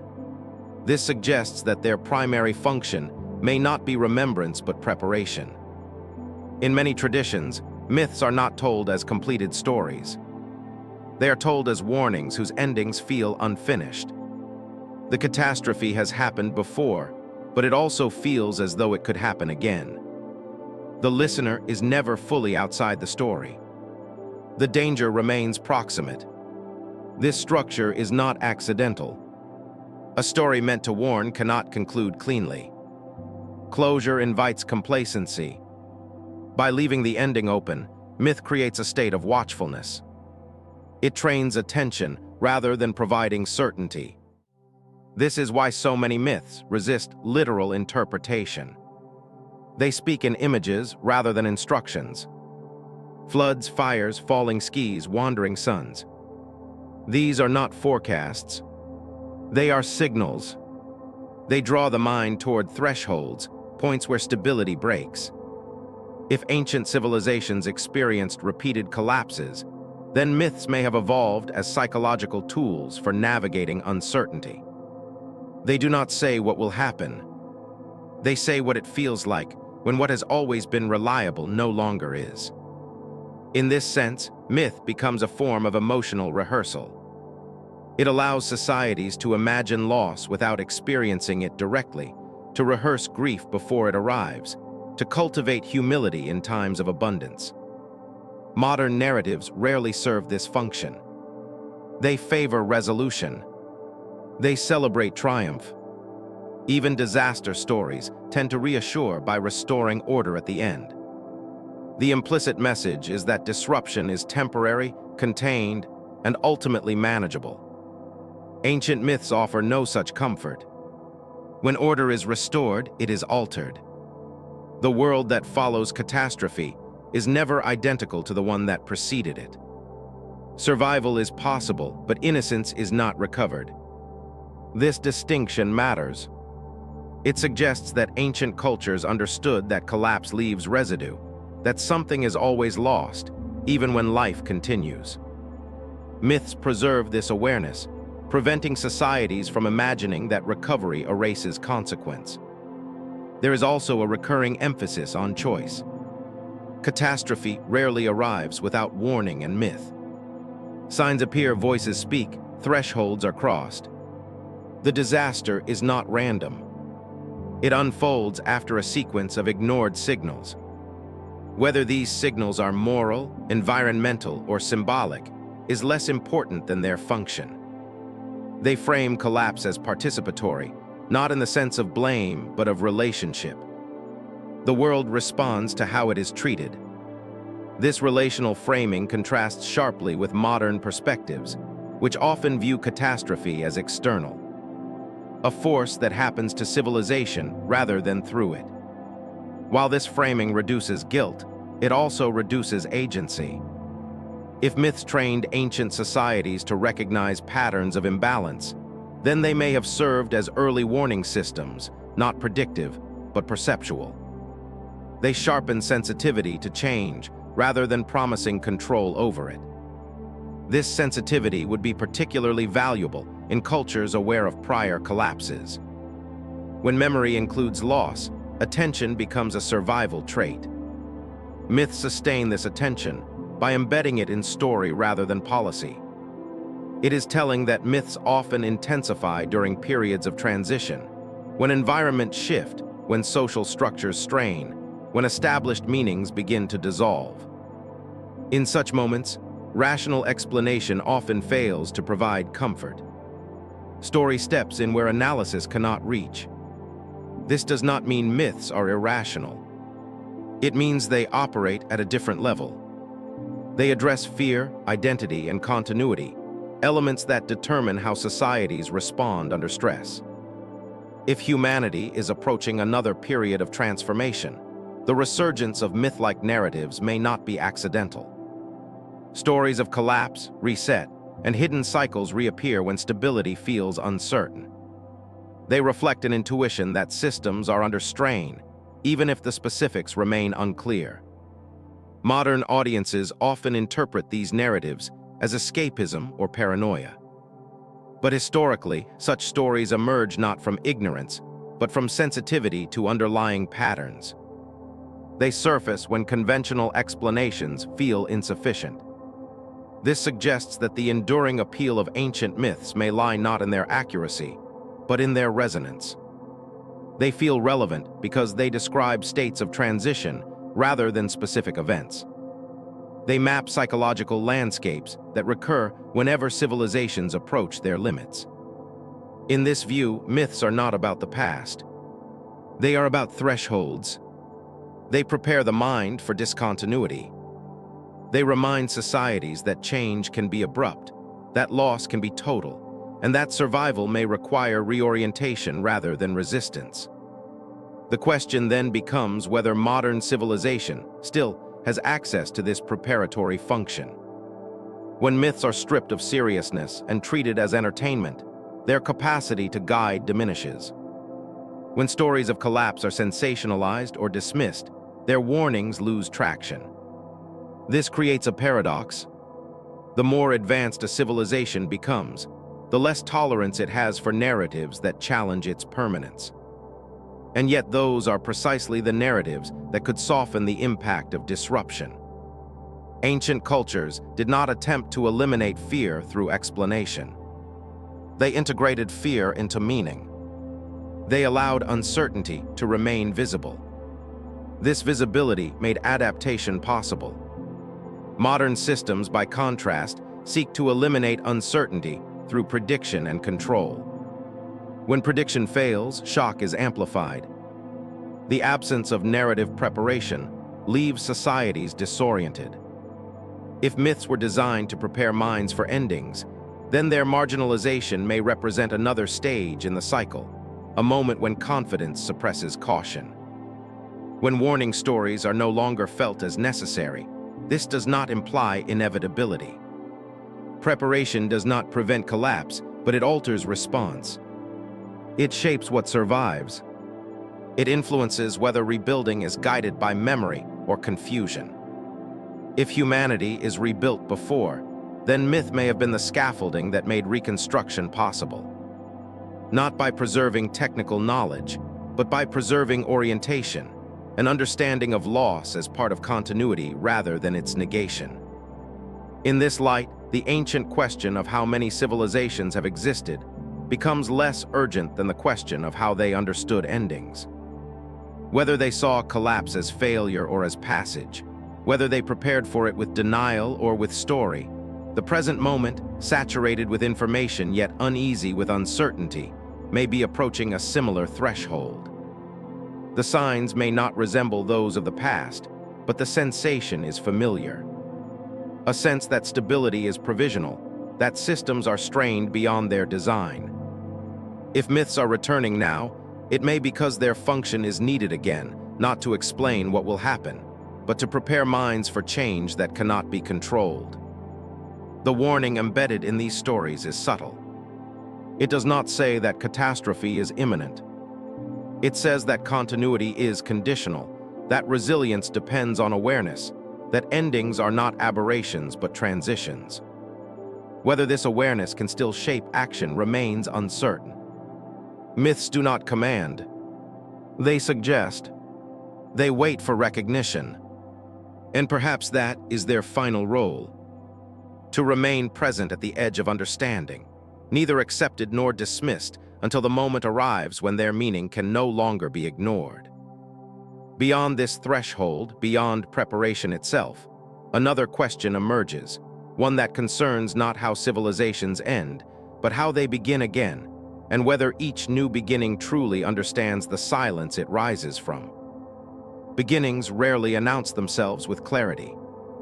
They arrive quietly, stitched together from remnants, shaped less by intention than by necessity. After collapse, there is no clean slate, only ground layered with absence. What rises next to sow unevenly, guided by fragments of memory that survive without explanation. In the aftermath of disruption, humans do not ask how to create a civilization. They ask how to live tomorrow. Shelter comes before meaning, food before structure. Yet within these basic acts, something older stirs. Patterns resurface without conscious recall. Settlements orient themselves in familiar ways. Rituals reappear with altered names. Symbols return, stripped of origin but heavy with recognition. This recurrence is unsettling because it suggests that civilization does not restart randomly. It follows grooves worn by previous attempts. Like water finding old channels beneath new soil, human organization flows along paths carved long before memory can trace them. What appears as innovation may often be rediscovery, not of specific technologies, but of relational forms. How power is distributed, how time is marked, how authority is justified. These forms feel intuitive because they have been lived before, even if no one remembers when. This intuition is not mystical. It is structural. When faced with similar constraints, humans converge on similar solutions. But convergence alone does not explain the emotional weight these solutions carry. Certain arrangements feel inevitable even when they are fragile. Certain hierarchies feel natural even when they are destructive. Perhaps this is because they are familiar. If civilizations have risen and fallen repeatedly, then what survives each cycle is not progress, but habit ways of thinking about order that feel self-evident because they have been rehearsed across generations, separated by catastrophe. This raises a difficult question. When a new civilization emerges, how much of it is truly new? And how much is repetition mistaken for destiny? Ancient myths often describe new ages beginning under the shadow of old ones. Survivors rebuild using what they remember, but what they remember is incomplete. The gaps are filled with assumption. Over time, these assumptions harden into tradition. What began as adaptation becomes identity. This process is not inherently flawed. It allows continuity where none should exist. But it also carries risk. When past failures are not consciously remembered, they're unconsciously repeated. The form survives, the lesson does not. This may explain why civilizations tend to recreate similar vulnerabilities. Centralization increases efficiency, but reduces resilience. Expansion creates wealth but strains balance. Abstraction accelerates control, but distances decision-makers from consequence.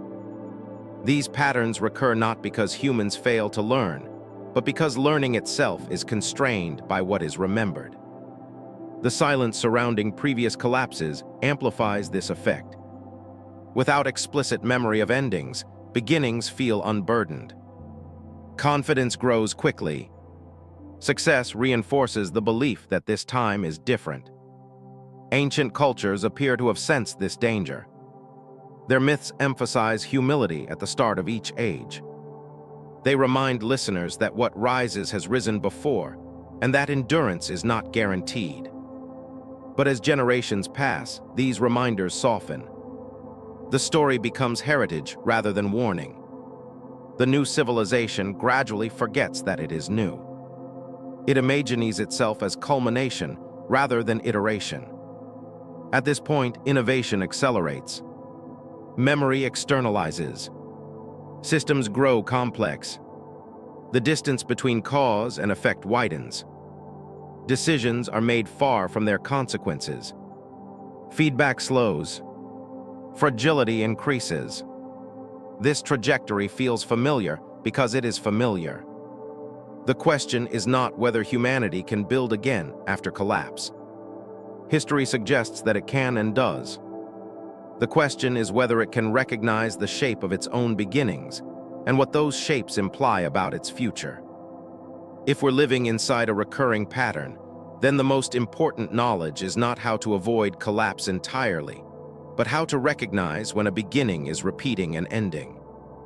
This recognition requires a form of awareness that modern systems struggle to cultivate. It demands attention to absence as much as presence, to what is no longer spoken, to which questions feel uncomfortable, to which assumptions are treated as self-evident. Ancient cultures encoded this awareness into ritual and myth. They preserved discomfort as a form of guidance.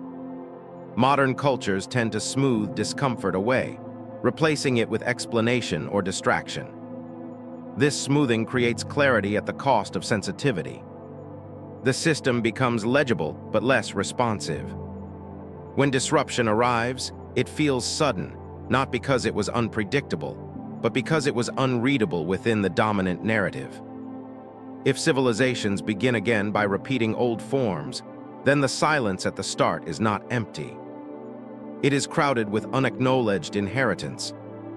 The past presses forward invisibly, shaping choices that feel autonomous. This inheritance includes not only achievements but failures, not only wisdom but blind spots. Each new civilization inherits unresolved tensions along with its tools. Perhaps this is why ancient stories insist that beginnings are dangerous, not because they are weak, but because they are confident without context. They move quickly, mistaking momentum for direction. If humanity has reached another such beginning, masked by technological sophistication, the risk lies not in ignorance, but in misplaced certainty, in believing that accumulated knowledge exempts the present from historical patterns. The possibility that we are the seventh civilization or one among many is unsettling, not because it diminishes human uniqueness, but because it reframes responsibility. It suggests that what matters is not whether civilization can rise again, but what kind of civilization rises. Beginnings shape endings long before they are visible. The assumptions embedded at the start determine how collapse unfolds later. The values that guide expansion determine what is preserved when contraction comes. Ancient cultures may have understood this intuitively. Their reluctance to celebrate beginnings without restraint reflects an awareness that what is initiated carries consequences beyond its creators. In the modern world, beginnings are celebrated loudly. Growth is pursued aggressively. Endings are rarely considered until they are unavoidable. If the cycle holds, then the present moment may not be a peak, but a hinge, a point where choices about memory, humility, and restraint quietly shape what comes next. Whether this awareness can alter the pattern remains uncertain. Patterns persist not because they are inevitable, but because they are comfortable. Change requires remembering what comfort hides. As this part draws to a close, the sense of repetition deepens. The outlines of past beginnings blur into the present. The silence beneath progress becomes audible. And within that silence, another question waits. One that concerns not repetition but interruption. Whether a civilization can ever step outside the cycle it inherits, or whether every attempt to do so becomes simply another turn of the same ancient wheel. To interrupt a cycle, one must first recognize it. This is more difficult than it sounds.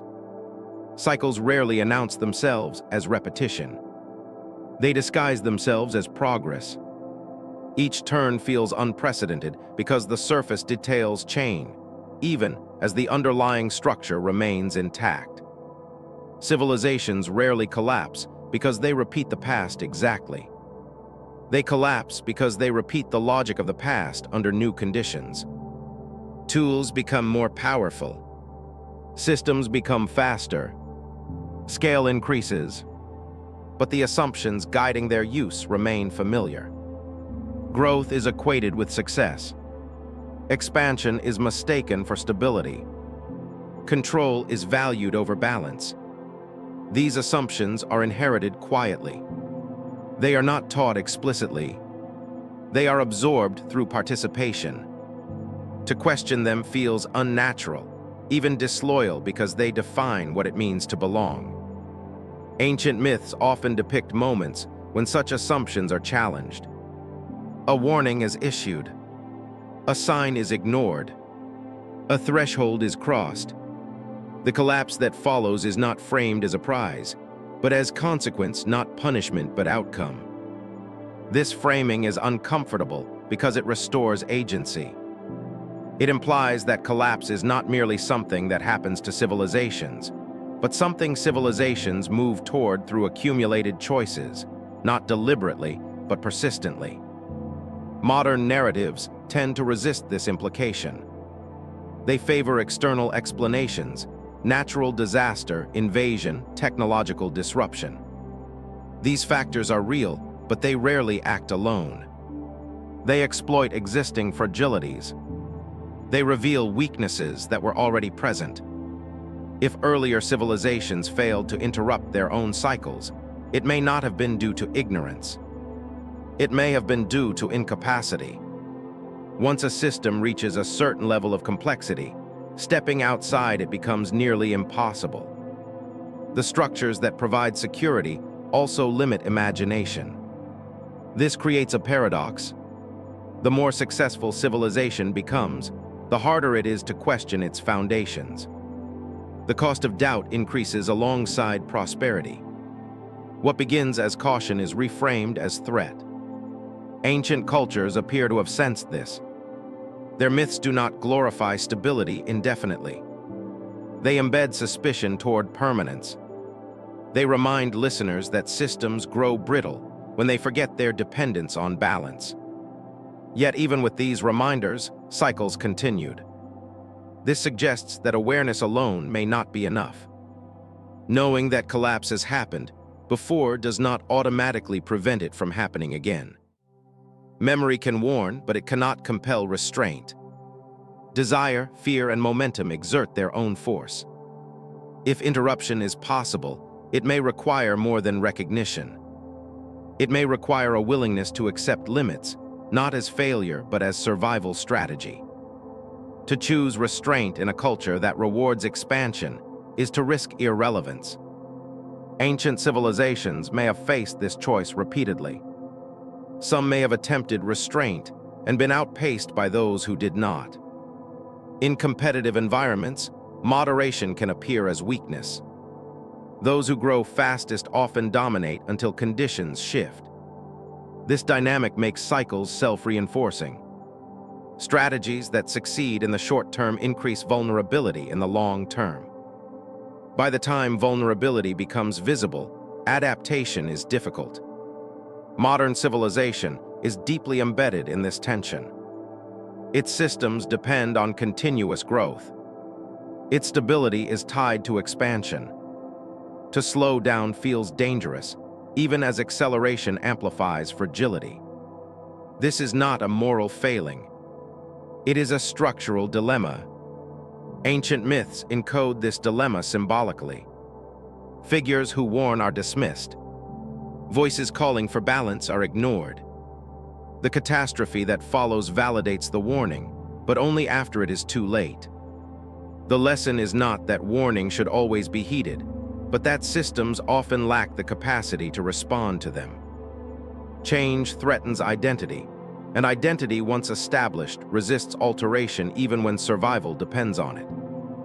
If humanity has reached another such inflection point, the question is not whether collapse can be avoided entirely, but whether its impact can be softened where the memory can influence response even if it cannot prevent disruption.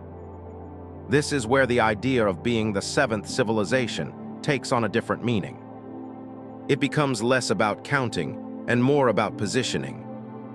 To know that others have come before is to know that survival is possible but not guaranteed, and not without cost. It suggests that the goal is not permanence but continuity of something essential, not systems but values, not infrastructure but orientation. Ancient cultures may have prioritized this differently.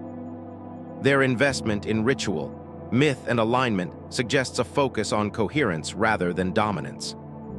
They sought to embed memory into forms that could outlast institutions. Modern civilization invests heavily in control over environment, information, and behavior. This control produces remarkable capability, but it also narrows tolerance for uncertainty. When control fails, disorientation follows. If interruption of the cycle is possible, it may depend on cultivating comfort with uncertainty, on accepting that not all outcomes can be optimized, on designing systems that can fail gracefully rather than catastrophically. This requires humility, a trait rarely rewarded at scale. Ancient myths elevate humility not as virtue signaling, but as survival intelligence. Pride is portrayed not as moral flaw, but as perceptual blindness. It narrows attention until warning signs fade. Whether this portrayal emerged from philosophical reflection or lived experience is difficult to say, but its persistence suggests relevance. The challenge for any civilization approaching its limits is to recognize which aspects of itself must be preserved and which must be allowed to dissolve. Preservation without discernment leads to brittleness. Dissolution without memory leads to chaos. Interruption then may not mean stopping the cycle. It may mean altering what passes through it. If humanity cannot avoid disruption, it may still influence what survives. The question becomes one of inheritance. What will be carried forward? Not intentionally, but inevitably. Ancient cultures carried forward myths, alignments, and warnings. They accepted that much would be lost. They focused on preserving orientation rather than detail. Modern civilization seeks to preserve everything. This ambition may itself be a vulnerability. When preservation fails, the loss is total. Perhaps the most radical interruption would be a selective letting go. A conscious decision to prioritize coherence over accumulation. To embed values into lived practice rather than external storage. Whether such a decision is possible at scale remains uncertain. History suggests that large systems rarely choose restraint voluntarily. Change is more often imposed by circumstance. If this is so, then the role of awareness shifts. It does not promise control. It promises preparation. It shapes response rather than outcome. This may be the quiet gift of remembering that civilizations have come before. Not reassurance, but perspective. A reminder that survival has taken many forms and that none were permanent. As this part closes, the sense of approach deepens, not toward a specific event, but toward a realization that the question of whether we are the seventh civilization is less important than how we inhabit the one we are in. And beyond this realization, one final reflection waits. One that turns not toward the past or the future, but toward the fragile present moment itself. Balance between memory and forgetting. The present rarely feels fragile from the inside. It feels dense, busy, layered with urgency. Attention is pulled forward toward what must be maintained, repaired, optimized.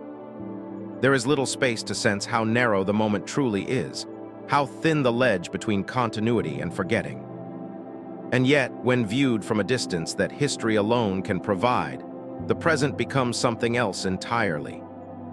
A pause, a brief clearing between long shadows, a moment balance between what has already vanished and what has not yet learned how to remember. If civilizations rise and fall as patterns rather than accidents, then the present is not exceptional. It is familiar. What feels unprecedented is not the situation itself, but the confidence with which it is inhabited. The assumption that systems will hold because they always have. The belief that memory, once externalized, no longer requires care. Ancient cultures lived closer to the edge of this awareness. Not because they were wiser in every respect, but because the margin between survival and collapse was visible. Seasons could fail, rivers could shift, knowledge could disappear with a generation. This proximity shaped humility. It shaped attention. Modern civilization has widened that margin artificially. Technology buffers uncertainty. Abundance dulls sensitivity. Collapse becomes abstract, something that happens elsewhere to others or in stories that feel distant and symbolic. But abstraction does not eliminate risk. It delays recognition. If we are living inside a recurring cycle, then the danger is not ignorance of the past, but misinterpretation of the present. The belief that accumulation equals resilience, that complexity guarantees stability, that speed can outrun consequence. History suggests otherwise. Complexity often masks fragility. Speed shortens feedback loops until correction becomes impossible. Accumulation concentrates loss. The idea of being the seventh civilization does not accuse. It does not diminish. It simply reframes. It asks the present to see itself not as culmination, but as participant. One expression among many shaped by inherited patterns it did not choose. This reframing carries responsibility, not the responsibility to save everything, but the responsibility to choose what matters, to recognize that not all knowledge can be carried forward intact, and that meaning requires prioritization. Ancient civilizations appear to have understood this intuitively. They did not attempt to preserve everything. They preserved orientation, a sense of how to stand within uncertainty, how to interpret loss without surrendering coherence. They did this through story, ritual, alignment, and silence. Through what they chose not to explain fully, through what they allowed to remain ambiguous so that it could adapt. Modern civilization explains relentlessly. It categorizes, models, predicts. This impulse has produced remarkable understanding, but has also reduced tolerance for ambiguity. What cannot be measured is dismissed. What cannot be optimized is ignored. Yet ambiguity is where adaptation lives. It is where perception remains flexible, where warning signs can still register before they become crisis. If there is a lesson carried quietly through the ruins of previous civilizations, it is not a prescription. It is a posture, a way of inhabiting uncertainty without denial. This posture does not reject progress. It tempers it. It recognizes that growth without coherence accelerates collapse, and that restraint without memory leads to stagnation. Balance is difficult to maintain because it offers no spectacle. It does not dominate. It does not expand endlessly. It simply endures until it does not. Perhaps this is why balance is so rarely celebrated in historical narratives. It leaves little behind. Its success is invisible. Only its failure is recorded. If the present is to be understood as a fragile moment rather than a permanent state, then the question of being the seventh civilization becomes less ominous and more grounding. It invites humility without despair, awareness without paralysis. It suggests that the goal is not to escape the cycle entirely, but to navigate it with intention, to shape what survives rather than assuming everything will. What might survive this time is not clear. Technologies will change. Languages will fade. Structures will erode. What remains may be unexpected. Symbols misunderstood. Stories reshaped, alignments rediscovered without context.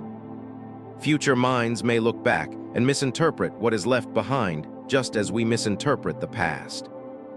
They may see exaggeration where there was precision, myth where there was memory, superstition where there was caution. This is not failure. It is continuity. The silence that precedes each civilization is not empty. It is filled with residue of choices made, warnings ignored, balances attempted. Each new beginning emerges from this silence carrying fragments it cannot fully recognize. If we listen carefully, that silence is audible even now. Beneath the noise of certainty, beneath the hum of systems working as designed, there is a quiet awareness that things are provisional, that stability is conditional, that memory is thinning. This awareness need not lead to fear.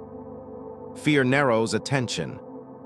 It leads to hoarding, control, and rigidity. What is required instead is attentiveness, a willingness to note a strain without immediately explaining it away, to sit with uncertainty long enough for patterns to become visible. Ancient myths did this through story.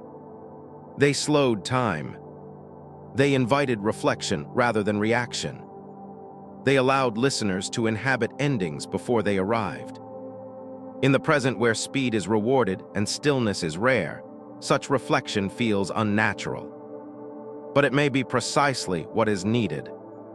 If there is one quiet gift offered by the idea of multiple civilizations, it is permission to let go of exceptionalism, to recognize that humanity has faced limits before. and that survival has taken many forms. Some forms endured through restraint, others through adaptation. None through denial. The present moment does not require certainty about the past. It requires humility toward the future, a recognition that what matters most may not be what shines brightest, but what remains legible when everything else fades. Perhaps that is the final role of these ancient questions. Not to prove that we are the seventh civilization, but to loosen the grip of the belief that we are the last. In that loosening, there is space. Space to choose differently. Space to remember selectively. Space to embed meaning into forms that can survive forgetting. The night does not ask for answers. It offers perspective, the kind that arrives only when urgency softens and the long view becomes possible. Somewhere between memory and silence, the present rests briefly, balanced, incomplete, alive. And what comes next will depend not on how much we know, but on how gently we carry what we choose not to forget.